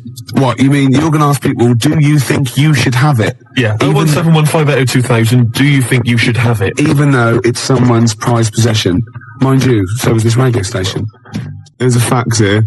If there was one man I would like to be stuck in the Stena stairlift with, it would be Steve. How about it, honey? Love, Thora Heard. Oh, beautiful. No, it's good to know Thora's listening. Yeah. Thora has got a finger on the New Music Pulse. Yeah, she's got one finger on the New Music Pulse. She's got the other on that emergency buzzer thing in case she has a fall. Your hip would break. I think it's a fake. Do you? You see, you can libel the living. Oh, right. Yeah. Let's leave it a few months, and then we're... I got a break here, then some... oh, no. We're never working radio again, that's the thing. Just for the Hobbit. Just for the Hobbit. Just for the under Hobbit. Just for the, oh my word, you dirty old slapper. Just for the Hobbit. Just for the Hobbit. Just for the under Hobbit. Just for the, go on, convince me I'm dead, you hoe. Just for the taste of it. Doris Stokes. An hour to go, Steve. Yep, it's going very well. I've got one of these live read thingies to give away. It's good, actually. Got 2 pairs of tickets to give away to the Llama Farmers gig at the 100 Club, 2nd of July. And they're supported by Seafood and Gel, and they're both good bands. I know you've no idea. The 2nd of July? Yeah. That can't be right. It's the 10th today. Yeah, but when I say 2nd, I mean 16th. Right. See what I was doing there? Right. I was just taking 14 off. Right, of course. Yeah. As any professional DJ would. Of course you do. Do you know that? Right. Do you know that you take 14 off? off? In the DJ handbook? Yeah, take 14 off. Oh, right. So any date that you read out, or any number, presumably, you always take off 14? Yeah. For any reason? Yeah. That's why people say, oh, Gary Crowley, he's 32. Right. See what I mean? They've taken on 14. Yeah. I understand. Sorry to criticise. At the 100 Club, on, well, when I say the 100 Club, right. The 86 Club. Sure. The 86 Club on Oxford Street on July the 2nd. Yeah. Right, yeah. Which is, actually, that's just 5 days away. Yeah, incredible that. 01715802000. It's beautiful, isn't you know what I mean? I can't believe I haven't got a job at the end of this. Oh, God. They're going to sack you, and it's the most justified sacking in the history of man. Can you imagine going to the European Court? I was unfairly sacked. Gervais, I'll stop you there. Yeah, the judge would go. Yeah, he's European. Ricky Gervais. Yeah, XFM. Well, yeah. Yeah, okay. Yeah. Take the book and read this. Of course you can't, can you? What's that? No, forget it. Yeah. I swear to tell the truth. Oh dear. Under an hour to go. This is for you, Steve. This is, Stevie Wonder. No, I love it as well. It's a great choice. And, it's just to say thanks because, you've been good for me. Cheers. It's been great. I couldn't have done it without you. No. And I just think, if you'd have been sort of normal looking, or you could have got a girl, it wouldn't have been as funny. Because that's been most of our material. Let's be honest. You know what I mean? So just don't ever change it. Okay. That song as well, Blood, Sweat and Cum. Let's have a listen. Can you play it for me? Yeah, okay. Got Canfield to voice it, because he's a bit like Vance. The stunning new single from Brain Mangle, Blood, Sweat and Cum.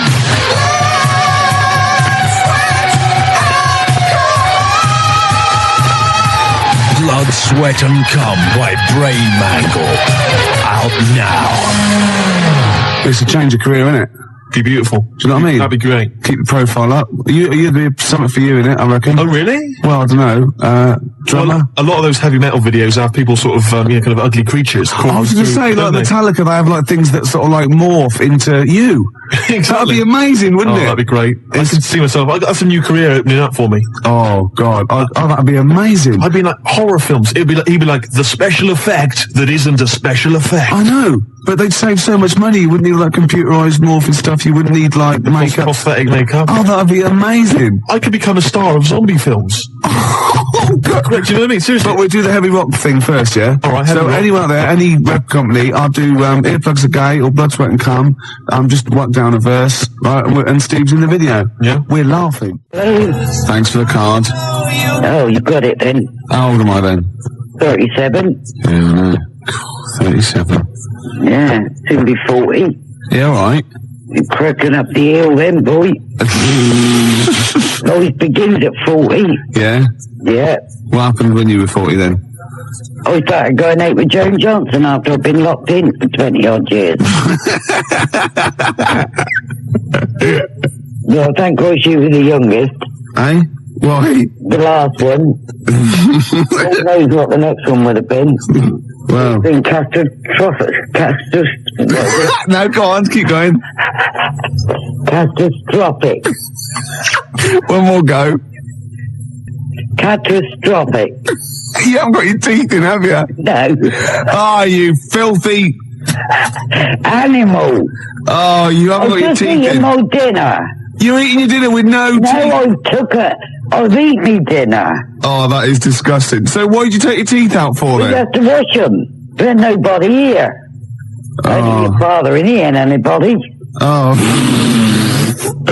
Do you still crimp the pastry with your false teeth? Because that is disgusting. Oh, no.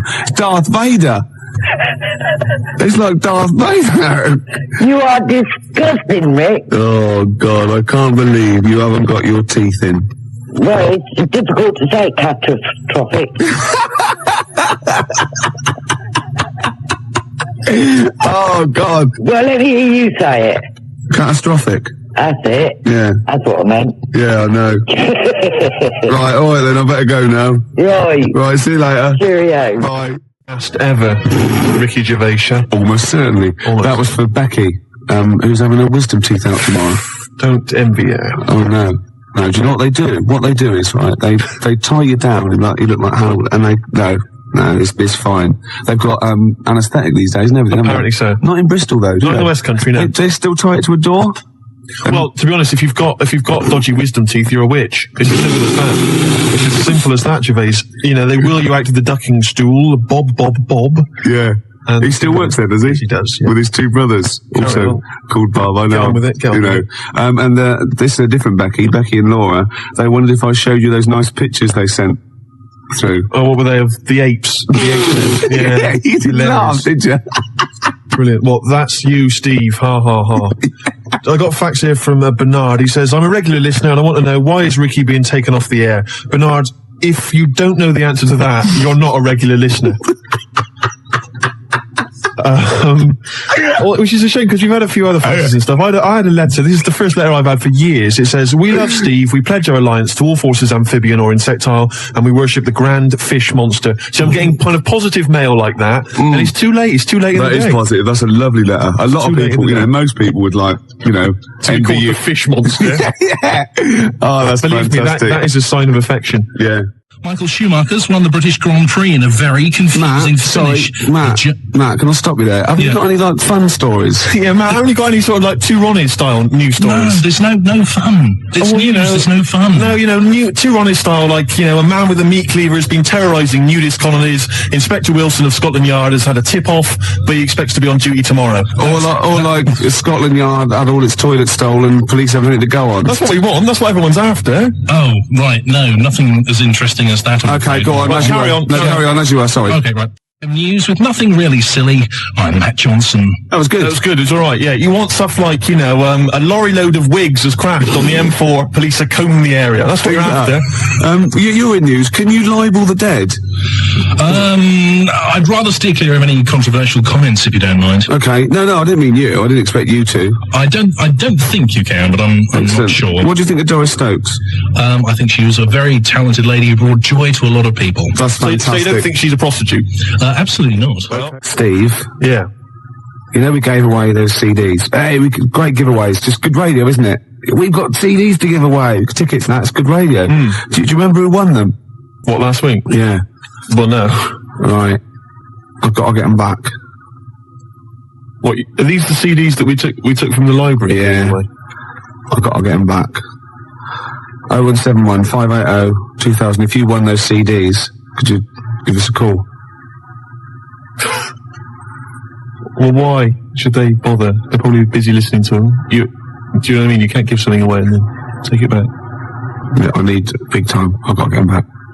We've had a bill for the computer as well. That's mine. No, it's not yours. It is mine. It's not yours. I procured that. That is mine now. No, that technically counts as ownership. Listen, Gervais, it's not yours, all right? I've told you this before. I've explained this to you 100 times. What? All right? If you urinate on something, it is not yours. It does, in the cat world. That's what cats do. That is what cats do. They go around, their territory, that's theirs, they urinate on it. That computer's mine. If a cat urinates on something, right, in its cat philosophy, it owns that. I agree. That's a sort of, what do you call it, a sort of territory thing. What's the difference? You're not a cat. No, I know. You're not a cat. That's discrimination. No, you're not a cat. You can't live life by cat rules. Well, I've got loads of stuff like that. My flat's full of stuff that I've got like that. What? Yeah, I've got 2 telephone boxes. Right. I've got a cash point machine. Yeah. Glyn was furious. He was getting out money. Right. Side of a church. That's yours. Yeah. 2 BMWs. Well, I had 2. I've got 1 now. What happened? The second one, the owner caught me, and he started doing the same. And because I started first, I finished first, so he finished last, so it was technically his again. Is that how it works? Yeah. If I piss on something, then that's mine. Yeah. But if someone else pisses on it, then that's theirs. Yeah. Is that how it works? Could you say urinate? This is XFM 104.9. Not yours. They are. They're not. They're my shoes, Jimmy. Yeah, and they're mine now. No, they're not. I can't believe. This is why I don't want to do this anymore. Why? I can't believe you. They're my shoes now. That is ownership. That counts. In the cat world? They're my shoes now, and some of the carpet is mine as well. In the cat world? Yeah. Wow. You cannot live your life by the rules of the cat world. I can. What does your girlfriend What's this? Oh. Not many people can do that. Come on. with it, you see, because I just think it's a wonderful thing. You know, the YMCA doesn't get enough publicity, good press, and the village people did them a favour. I mean, why on earth they wrote that song? Well, you know, to publicise the YMCA. I mean, who thinks? I don't know. People have done the police force. You know, they've done. Hold on, wait a minute. This is very good. But I think you mean this. So you don't know what that song was. You think that they were actually some sort of advertising for the YMCA, were you? Well, I don't know. It just seems really odd to me. Well, if I remember at the time, the YMCA complained at the time because the connotations. It's just a PR thing for the YMCA, I imagine. It's like the one that in the Navy, you know, the sort of PR thing for the Navy. It's just bizarre. When they were dressed up as sailors and stuff. Yeah, well, whatever. Whereas usually they sort of like construction worker with a nice moustache, aren't they? Yeah. Traffic cop. Yeah. Jumpers. And, what? I don't, it's just... I'm worried about the Red Indian chief. Am I supposed to be... I know where that's been supposed to be reading between the lines or something? I don't understand. I mean, I don't really understand. I mean this seriously. Okay, I don't understand what you're talking about. Okay, this is fine. Well, that's it. Obviously, there were gay connotations. It's like a gay icon record, isn't it? YMCA in the Navy. That was the point of it. What did you need? One of them dressed as Judy Garland. What? I don't understand. What was your problem with that? What?